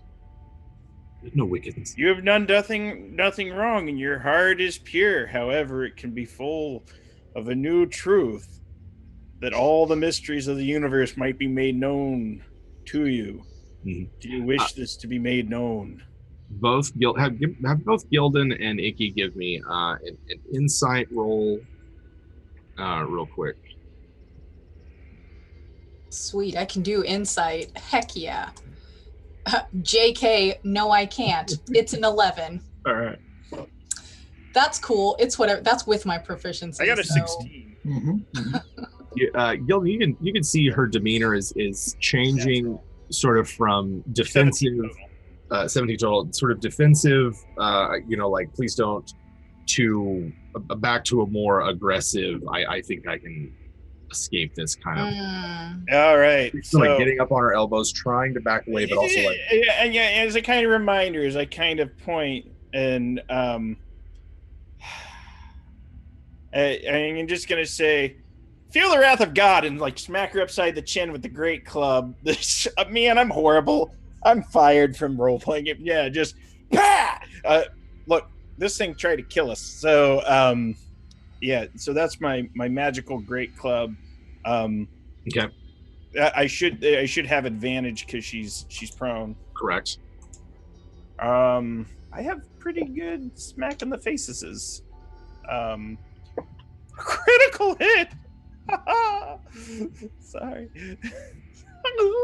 Yeah, as soon as Icky sees that, she's just gonna knock the arrow back in the bow. Her eyes are already like on the ground anyway, so she's just gonna assume that she did something threatening. Okay. There's no love in her heart for this thing. She's just extending a courtesy. 14 points of mighty Casey magical damage to the chin. I'm hoping it knocks not just her teeth loose, but all the little teeth of the little snake heads, and just kind of like, and be like, convert, sinner, as I point Gildan's finger of doom. Mm-hmm. Go ahead and roll me damage, or roll that attack for Icky. And as this is going on, Gildan is hit. Those of you at the scare, you can still hear a scuffle and fighting sort of going on in the broken ground just beyond your vision. I rolled a 19. That's gonna be 24. 24 hits. Oh man, and Hunter's Mark's still on her. Hunter's Mark.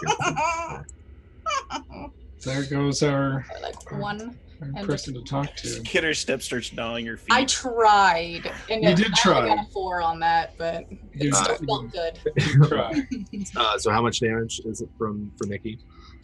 It's going to be 4, but Icky will attempt to shoot at something non-vital, like a, Okay. like a That's the thigh. question I have for you guys. Are you attempting to just knock her out, or are you attempting to incapacitate her? Icky's going to shoot for the legs. Okay, and then Gildan, you're just kind of like clocking her upside the head to attempt to knock her out. No, to attempt to convert her. The power of Gildan compels her. Does that mean lethal or non-lethal, Gil? Yeah. She takes the club hit. The arrow hits her, and she's you can see her barely keeping hold of consciousness. Take me to my mother. I surrender, and she's sort of genuinely like the fight's knocked out of her. We're your mother now. No, it can't. That can't be. Just take me to her. She'll give you anything you want. Icky's feeling kind of like her little heart tugged a little bit, and does your mother know you're out here? Yes, she knows. Where is Give she? me my childhood back. She's north of here. In me. She's not with you? She's not here physically, but she... Take me to her. Question: has Gildan known anything? Does Gildan only know legends of Medusas, or has he ever had any encounters through all of his wanderings through the waste in all the years?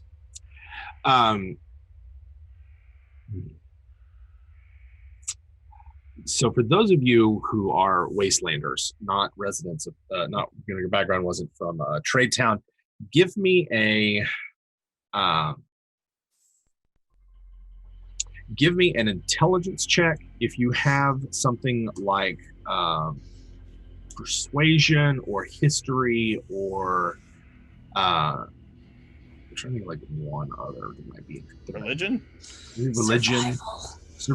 Survival's another. There's let's just whatever proficiency you think you can maybe justify, that'll determine the nature of the information that you might have about this creature. And go ahead and make that roll for me. Gildan thinks that she is the gods herself and begins to worship her with the roll I got. I got a 3. No, a 6 with my modifier. But would that be all of us? Yeah, that'd be for everybody. Those of you who were sort of from the settled lands or haven't, or I guess Baloo spent a lot of time out in the waste before he became a warden. I don't think Ellie would. Don't think Ellie would. Yeah, Ellie might not. Might not know anything about it.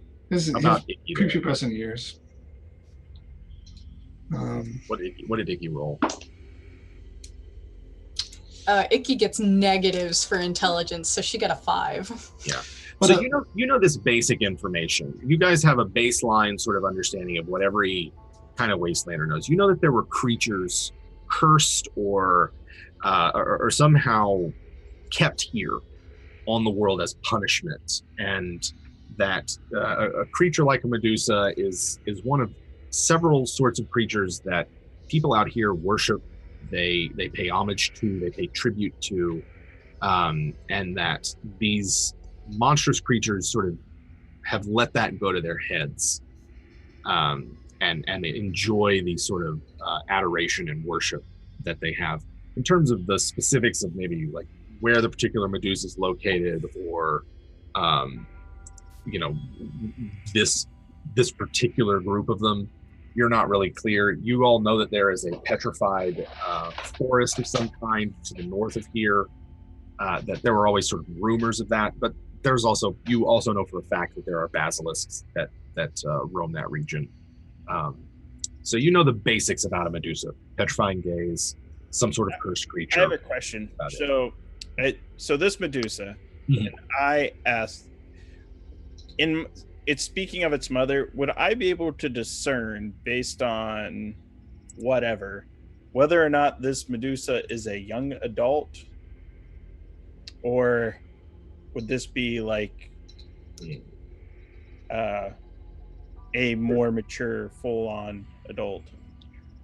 This particular Medusa has a very reptilian quality to them. They're distinctly humanoid, right? But age, it doesn't seem. This isn't. old. Yeah, this This on the one, cusp of adulthood. yeah, the scales are not, and maybe Icky might be a good judge of this character of that as well, as just from the scale wear and tear and luster.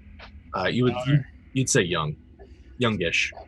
All right. Well, I think it's time for them to understand the world. As I kneel before them, I place my hand on their forehead and say, "Emancipated." And I perform the rite of coming of age. Now, she's going to get bonuses for the next 24 hours, but she is now a woman.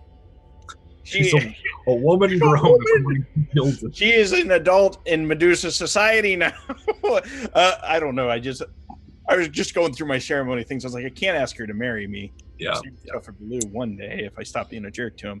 But he's like, you sort of like less. She seems confused and. But she'll feel the holy energy. That is a divine right. She doesn't have to be a member of my faith. Does she have to consent? No, she doesn't have to be willing. She just has to be youngish. Whoa, that's worse. I know. That's wild. Look, I'm the judge of these things in the Waste. She was woman enough to come out and attempt to murder you, and now she can live with the consequences. Icky's equally confused, but she will tell. She will tell the young Medusa, if you come back to the skiff and you make the stone man soft skin again, we will take you to your mother.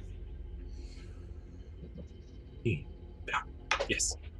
And okay, so I'm giving her a name that will be her adult name. Her name is Mosdates, the Lady Medusa now. Mosdates. I've abused my clerical powers. Lady Medusa. Icky's going to switch to Draconic just real quick and ask an introductory phrase. Just, do you speak this? She turns to Icky, and as she gets up, are you all attempting to restrain her or anything? Icky's gonna leave the arrow in her leg. Yeah. She brings her hood back and draws it tighter around her face. I forgot what to do. Icky will ask her in Draconic, do you speak this? Speak the old tongue, yes. Anything she says to her now is going to be in Draconic just because it seems easier that way. Mm-hmm. I do believe Gildan still has the tongues running from last time, but yes. Yeah, it's just going to seem easier. She seems like both of them are not great at common, it seems anyway. So she will grab onto her wrist, and as she grabs her wrist and takes a sickle out, slings back her short bow, takes out a sickle, Skitterstep will run down her arm and drape himself around the Medusa's neck. Okay. Just as it's here you go. Yeah, hold this for me. Don't try to go anywhere. While all that was going on, let's return to Ellie and Baloo and a still very vexed and tired Myrrh. She does what she can to help get the human statue in the skiff, and like I said, it is not nearly as heavy as you would expect it to be. And Ellie, you're able to secure it in the skiff, get it on board, and you no longer hear the sounds of fighting coming from beyond the hills, but your companions haven't returned yet. Cool. Baloo, should we be worried about Icky and Gildan? I don't hear anything. No. But we can go see what they found. Okay. As long as things are safe here. And I turn to Myrrh, are you guys gonna be okay? She turns and yes, go and see what Gildan is doing. I will bring the skiff around. And she's sort of That like, was a pretty good murder. I think maybe it was, and she's sort of maneuvering it around the broken terrain. Yeah, cool. Lindy's off against. I'm gonna do two things. I'm gonna be DM and a player. It's no problem with that. I'm sorry, Lindy. We miss you. Anyway, she's bringing over. So, are you guys on foot or with the skiff, Ellie and Baloo? Oh, I mean, it's a free skiff ride, you know? Yeah, same. Oh, all right. Yeah. You guys take your skip ride, and it's difficult to get like really in there. This is sort of I'm trying to think of like where like the Jawas ambush R2D2. It's kind of like that. There's it's really rocky, hilly, difficult to get the skiff to every place. She gets it as close as she can, and you can see Gildan and Icky securing some sort of bonds on the cloaked figure. Okay. So we don't know what she is yet. Not yet. Okay. Well, what'd you guys find? Is she pretty? She's alluring. is Bud thought she was pretty. Yes, that's true. Very true. Well, I think Ellie would think most things are pretty, and people. So she would, and she's never seen anything like her.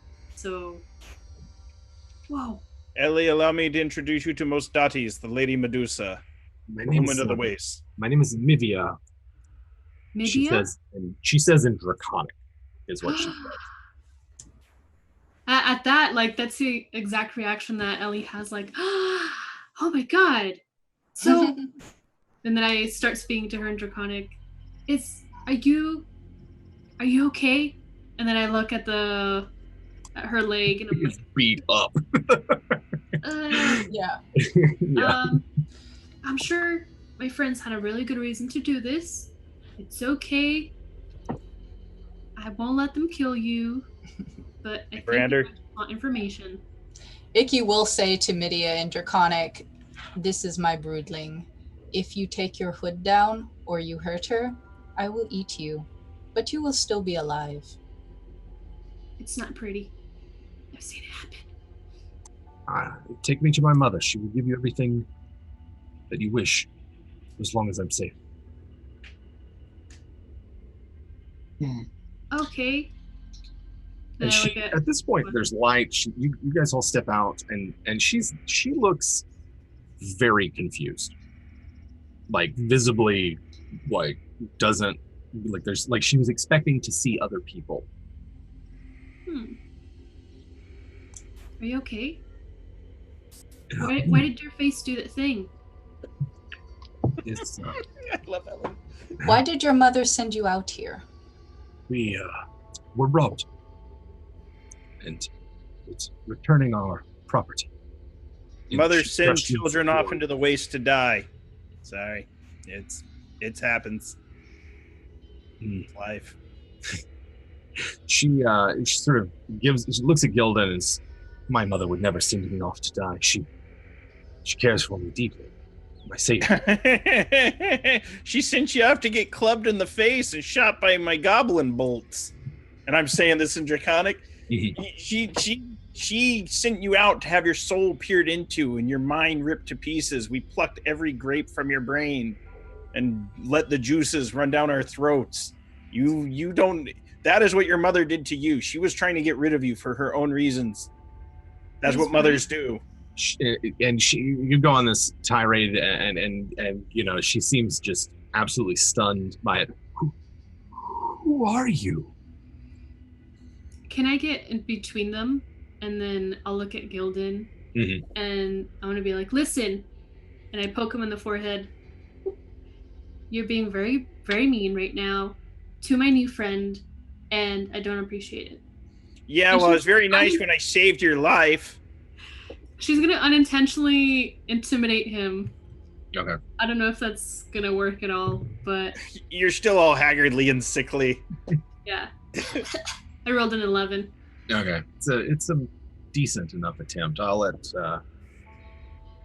Gildan react as he would react. But Ellie Oh, is, I'm real scared, Ellie. I'm real scared. Then, like, I kind of like Gildan away. He's really scared. He actually is. He's like terrified, and he's just having all these feelings. The reason, for those that have watched the show, Gildan was sent by Baba Yaga into the waste, where he wandered for most of his goblin life and went insane. And he feels and he knows in his goblin heart that that's what the Medusa did to her daughter, and it is up to him to make sure that she gets wise and she goes from green to brown out here in the waste, and she doesn't stay so naive, and that she learns that the world is a dangerous and cruel place.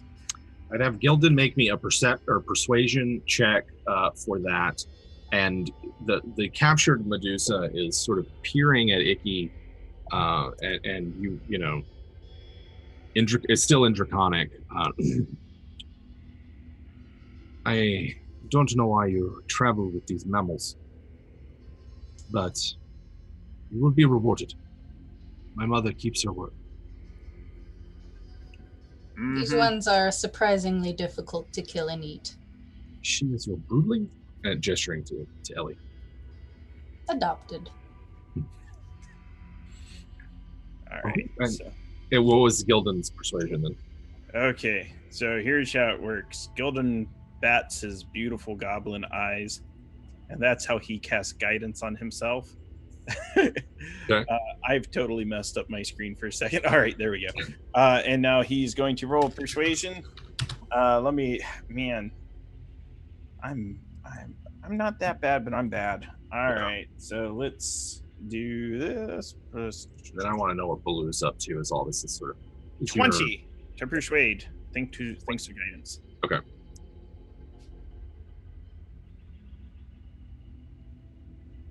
You get the impression that some of your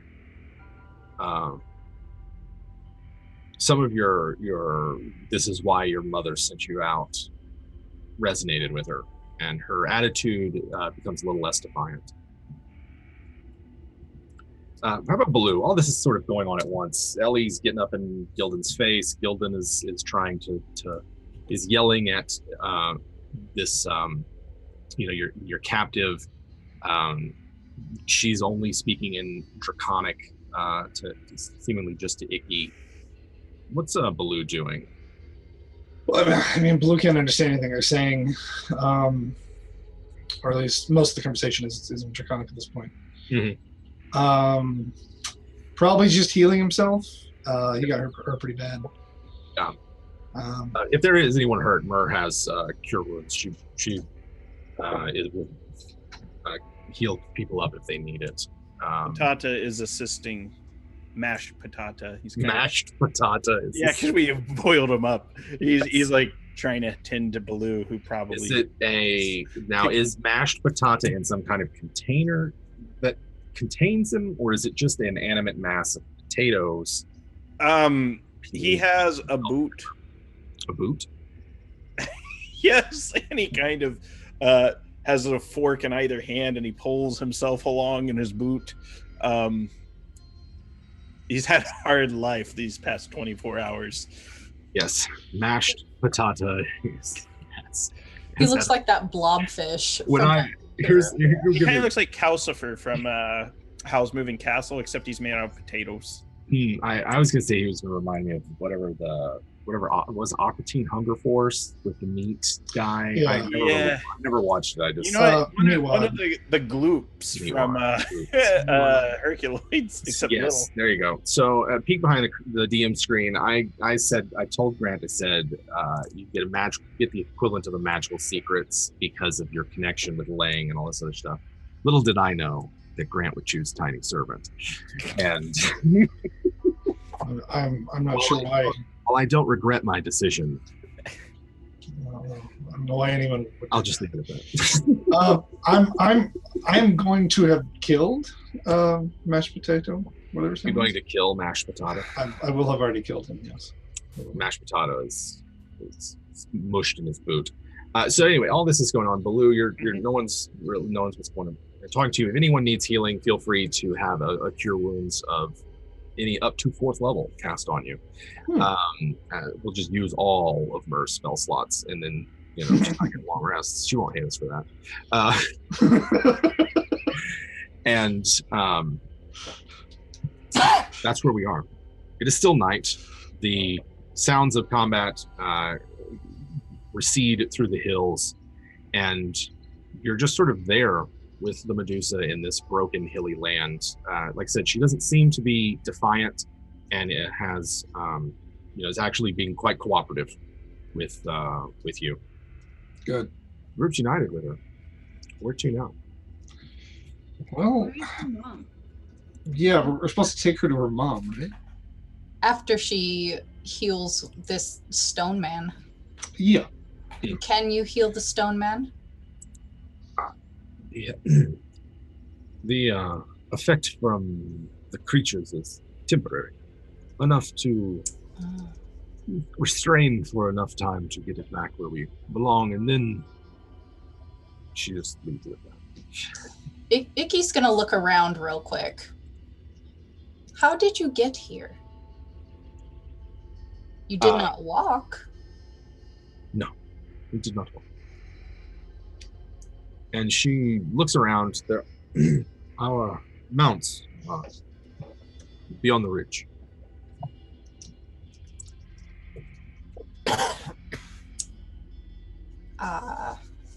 And when does your mother expect you back?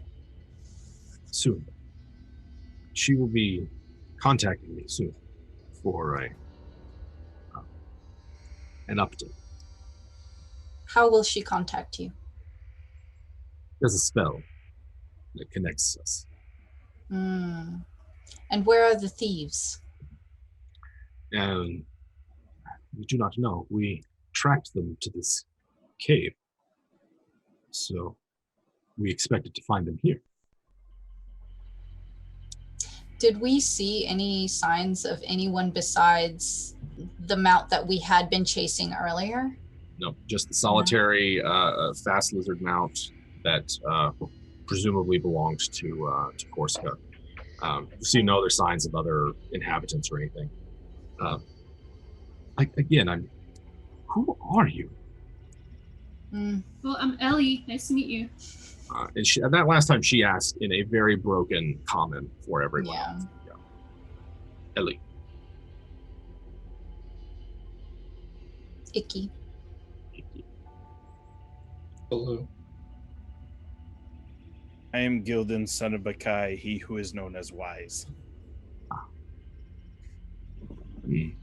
I do not recognize you. You were... How did you... and she just at that sits down and kind of like whatever aggression and sort of feeling of ill intent has passed, as she just seems baffled by who you are and the situation she finds herself in, and sits down for wherever you have her.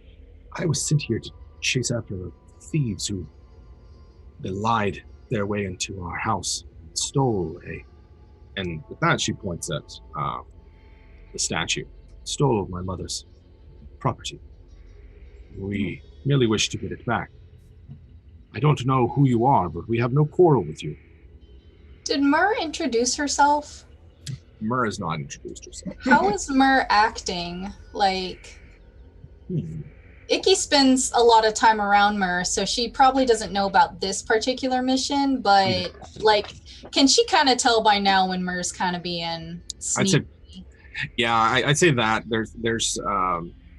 there's a bit of that going on. Mur seems a little agitated still, and I also kind of, I'm gonna say at this point, just keeping a bit of a distance.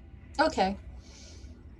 And Icky will, like, her wisdom is better than her intelligence, so I think there's some part of her that will assume that if Mur did not want to give her name, that she doesn't want to give her name. So she'll just look at Mur and just say, what do we do? Without addressing her directly as Mur. She doesn't know why, but... Yeah, I'm thinking so. Mur's a bard. She'll say it in Infernal. Ooh, okay. Since she picked up Infernal. That's right. So I'm gonna say, like, Mur's a bard, and not just any other bard, a bard of intrigue and deception and the like. So, Perhaps we need to return her to the mother who misses her and see if we can't smooth things over. She says with a bit of venom in her voice. Smooth things over with a blade or smooth things over with a smile? Cleanly, if we can. If we can. Very well. We should get you back to your mother. And the the bound Medusa, I can guide you there. It's not far. Of course. We will need provisions. We will need information. We are tracking someone through these wastes. Who? Somebody who attacked my child and who will die messily. She also looks like me, except scarier, I think. Oh, well, I have not seen anyone like me. We have provisions with our mounts. At this point, she seems like she's talking, not like completely dissociating from the experience, but just sort of like maybe in a bit of shock. Yeah. She is quite wounded, and now that the adrenaline of the fight has died down, the cuts and bruises that she sustained are starting to kind of take their toll. She'll be okay. On the Medusa? How's that? On the Medusa? Oh yeah, she's only got like. I'm pumping. All right, last spell slot. I'm pumping in the cure wounds. All right. Oh, don't give her too much. Give her enough to not die in the night. As much. I want her to see and feel the grace which flows from the goblin. My poor child.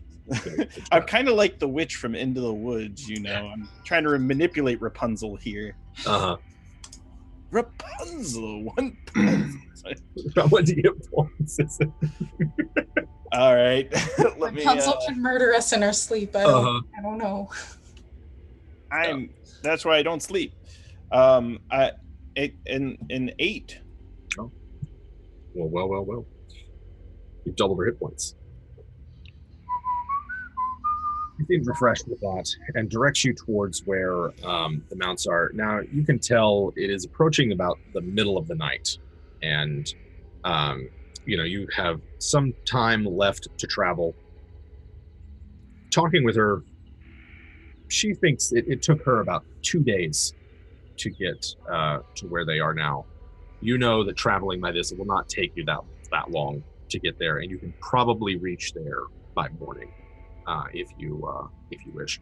Although the skiff had sustained some damage in the crash, it is it's safe to travel in now. Okay, so Baloo's going to ask her she was here alone along with these rock creatures. Mm-hmm. She wasn't traveling with anyone else.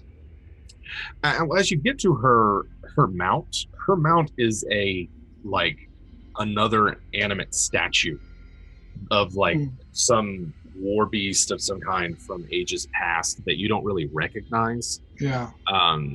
But it's clearly got space to carry other individuals and is it's not like she's out here in a nice ride, right? Like it's a cover and all this other stuff. It's just a entirely animate statue. Yeah, Baloo's just trying to ascertain if this Ellie's impersonator or whatever we're going to call her, if she was False Ellie, I think was False Ellie. Sure, I like it. If False Ellie was with her or not, or if they were associated at all, or if this is mere coincidence that we've crossed paths with her. I doubt it's mere coincidence, but you can make an insight check. She has declared that she does not know of any. She has not seen anyone else. She has not, indicated that anything was going on. So if you want, you make an insight check to see if she's lying. Okay. No. 6. No, as in you're not. Yeah, she seems to be truthful. Yeah. She does. She does genuinely seem to be. Truthful here. So we'll go ahead and sort of like, what does the rest of the night look like for everyone? Mur is piloting and but has summoned a hut for security and the like. Every single spell slot. I should hope that we will take shifts watching her. Okay. Okay. Mm-hmm. Just in case. So are you actively trying to pump her for information, Baloo? Yeah. Oh yeah. Yeah. Definitely. Because the way the events came down is it seemed like almost we had happened upon her campsite. Which might have been the case, but in which case, why were they? So he's thinking like, yeah, if it was her campsite, but they were after this human that was with her, then she must have been one of the thieves. That's kind of like the you're saying Medusa or False Ellie? False Ellie could have been one of the thieves if this was False Ellie's campsite that we had found this human at. Okay. Does that make any sense to anybody else? That the logic of that makes sense. Sure. Are you trying, like, how is Baloo using that in this situation though? Like your gears are turning in Baloo's head, the landscape's flying by at night. Mm-hmm. And as you sort of like piece these clues together, what does Baloo do with that nugget of information? Oh boy. He's going to talk to this person who, I don't know how much he knows about Medusa or whatever. There's a lot of dangerous things out there, but a lot of them can also be talked to and reasoned with. If she's willing to talk, he's going to ask her everything he can about the area, but also he might ask her like what does she know about thieves that stole this person? There were 5 of them. A pair of tiefling, a fiend touched. Then a drow, and one I did not recognize, and another that difficult to say, appeared as several different people at the same time. Or when I saw her, at least. But 5, I think. They were quite bold. One of them, we have one of them. We were looking for the other 4 that we believe escaped. Okay. Right. Well, we were tracking our own person. Okay. Thought maybe. One of the thieves? Don't think so, but maybe. Doesn't really match the descriptions that you've given. Who are you looking for? I don't know if I should tell you. No offense. I do have a question. Do you know where we could find that? And she thinks very hard of the word. And she looks at Gildan. What was that poison called that I almost died from? Red Crimson Basilisk. Do you know where we can find that poison? Yes. Well, I know how to manufacture it, but there are crimson basilisks that haunt the hills where we are headed. Quite plentiful. Are you friends with them? The basilisks? Less friends and more their master. Ooh, that sounds pretty cool. Okay, well, if we were to ask one of them if somebody like me took their poison without asking or with their permission, I don't know, would they be able to tell you as their master? Do they have a contract with you? They are dumb beasts, driven by their appetites alone. Perhaps there is some way to communicate with them, but I do not know how.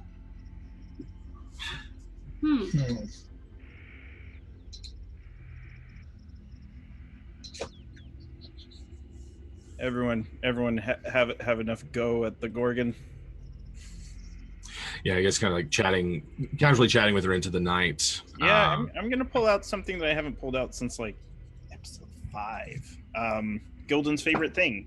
And it wasn't his journal that was taken from him and destroyed. It was his music box. Oh yeah.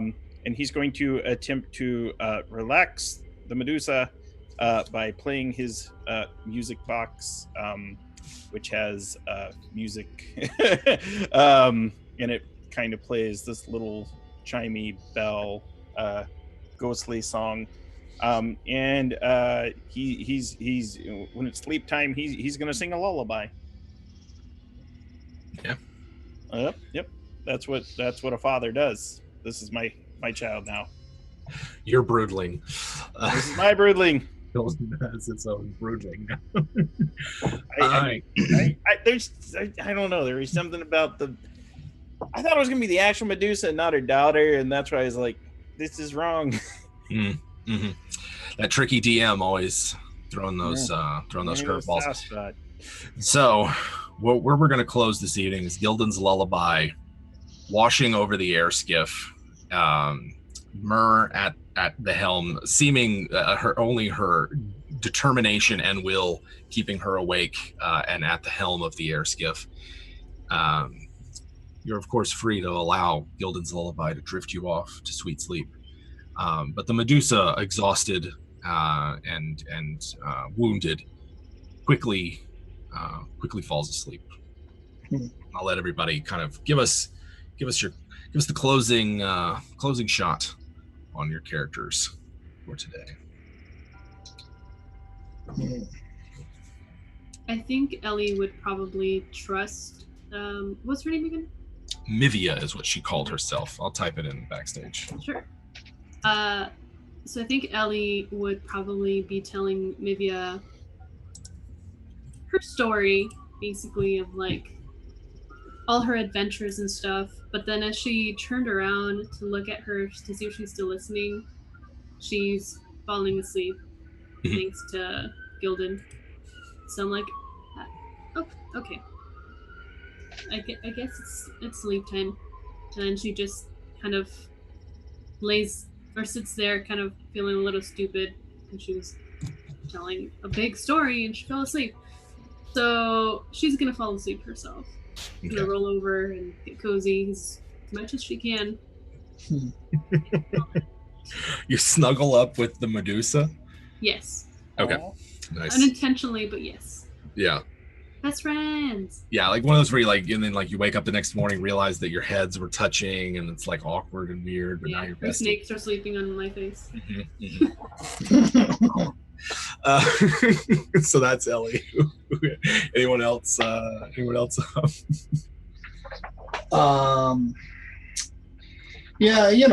be a little nervous of sleeping around her, but guess you can't turn you to stone if you're like asleep. Yeah, it seems as though whatever power of petrification they have, she appears to have a great deal of control over it. Okay.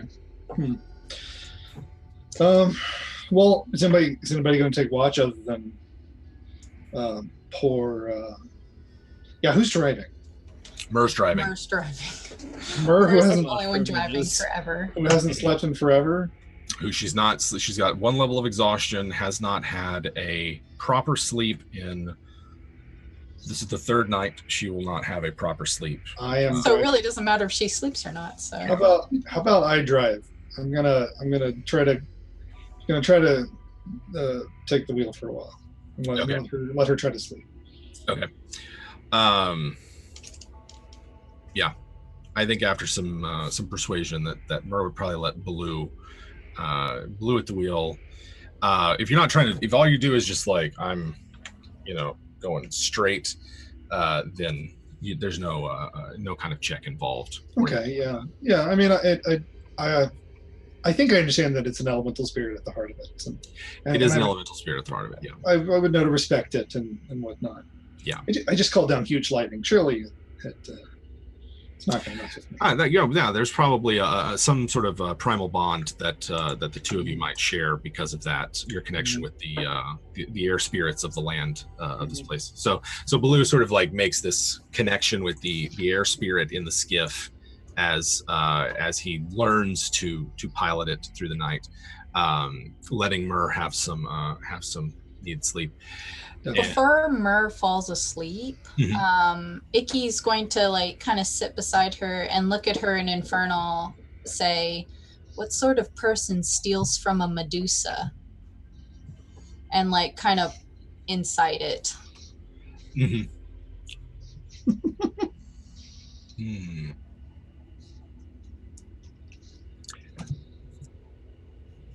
don't want to give away Myrrh's secrets. I know.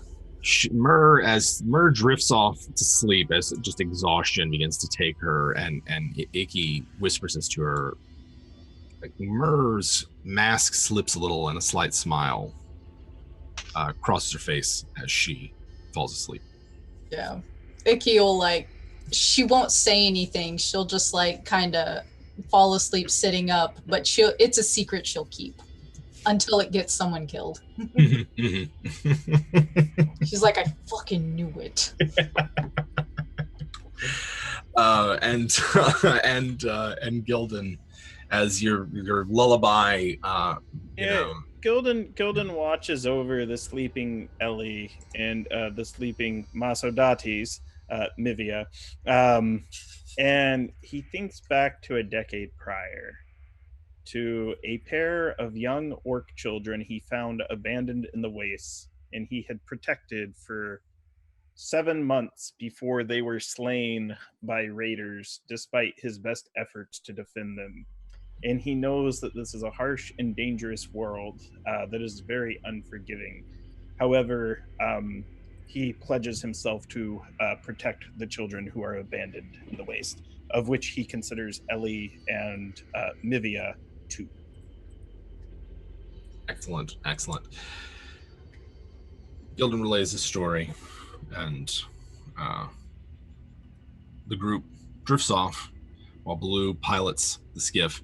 And as the first sort of hints of dawn begin to break over the horizon, Baloo, you can see a looming forest of dead trees, broken, petrified ground, and it's as if the entire landscape were encased in stone. And that's where we'll leave off for this week.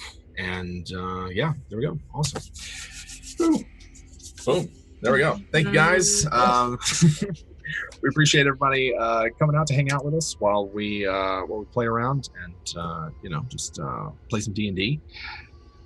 Josh, we're gonna go around to do the reverse order again. Josh, how are you? How's it going? All right. Yeah. Yeah. Yeah. All right. Just all right. Yeah, just all right. All right. Nothing new going on right now. There you go. That's all right. Sometimes a bit of nothing is all right. Yep. Where can we find you, and when and what are you doing lately? Lately, I ain't doing shit.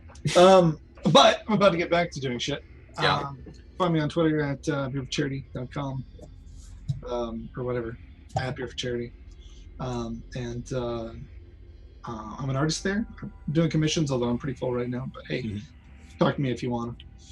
And that's pretty much it. Awesome. So we'll let you guys know when those, and you're gonna be doing some art streams hopefully again pretty soon. Yeah, I'm setting up. I've got my thing right here. Yeah. Excellent. All right, Anna, how are you? Hello, I'm doing great. I had so much fun this episode. I'm glad Ellie made a new friend. Maybe she didn't want to be her friend, but too bad they're best friends now. But as always, you guys can find me on Twitch as Cyborg Pizza or on Twitter as AnnaBPhoto. I do a lot of D&D stuff. And yeah, liking Wonder Quest. There we go.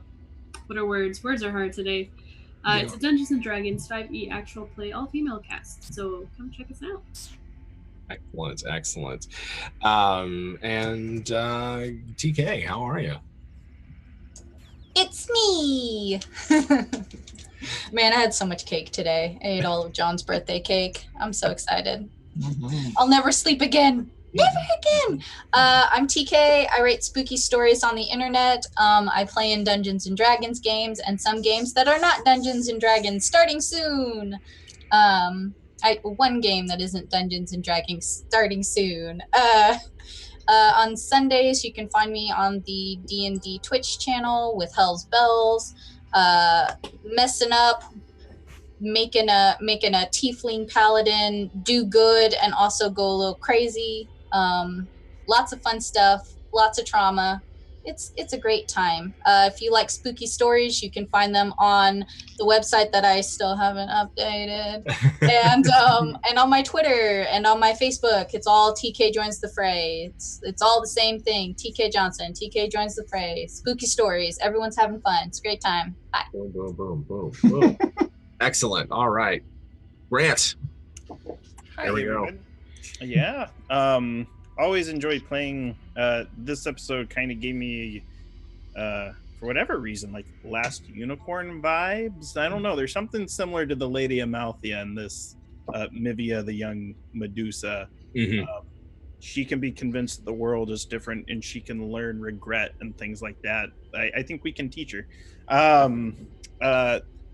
Yeah, Land Between Two Rivers is one of my favorite games of all time to play in, and it's interesting because the things I'd complained about regarding D&D, like last night, I never feel those things in this, and I think it's because it feels very real to me, if that makes sense. It's like we're all there. I feel you. We've done our time in the waste. But you can find me on Twitter at WisePapaGrant. I'm an independent content creator for tabletop role-playing games, primarily 5th edition Dungeons and Dragons and Cypher system. I'm launching 3 Invisible Sun shows. Invisible Sun is a deluxe RPG by Monty Cook Games. There will be a show on Wednesdays here on WebDM that I will be facilitating as the guiding hand. TK will play, Jim will play, Hottest Singles from Twitter will play, the Void merch guy, Jordan, as well as the Opera Geek, Kelly Butler. I have a Patreon that I have launched that I've placed in chat, which I'm using to finance the entire operation. Every cent goes to my players, production, and to pay artists to create beautiful things for your entertainment. So we appreciate all the support we've received so far, and look forward to putting on amazing shows. It's a wonderful game that I fell in love with immediately.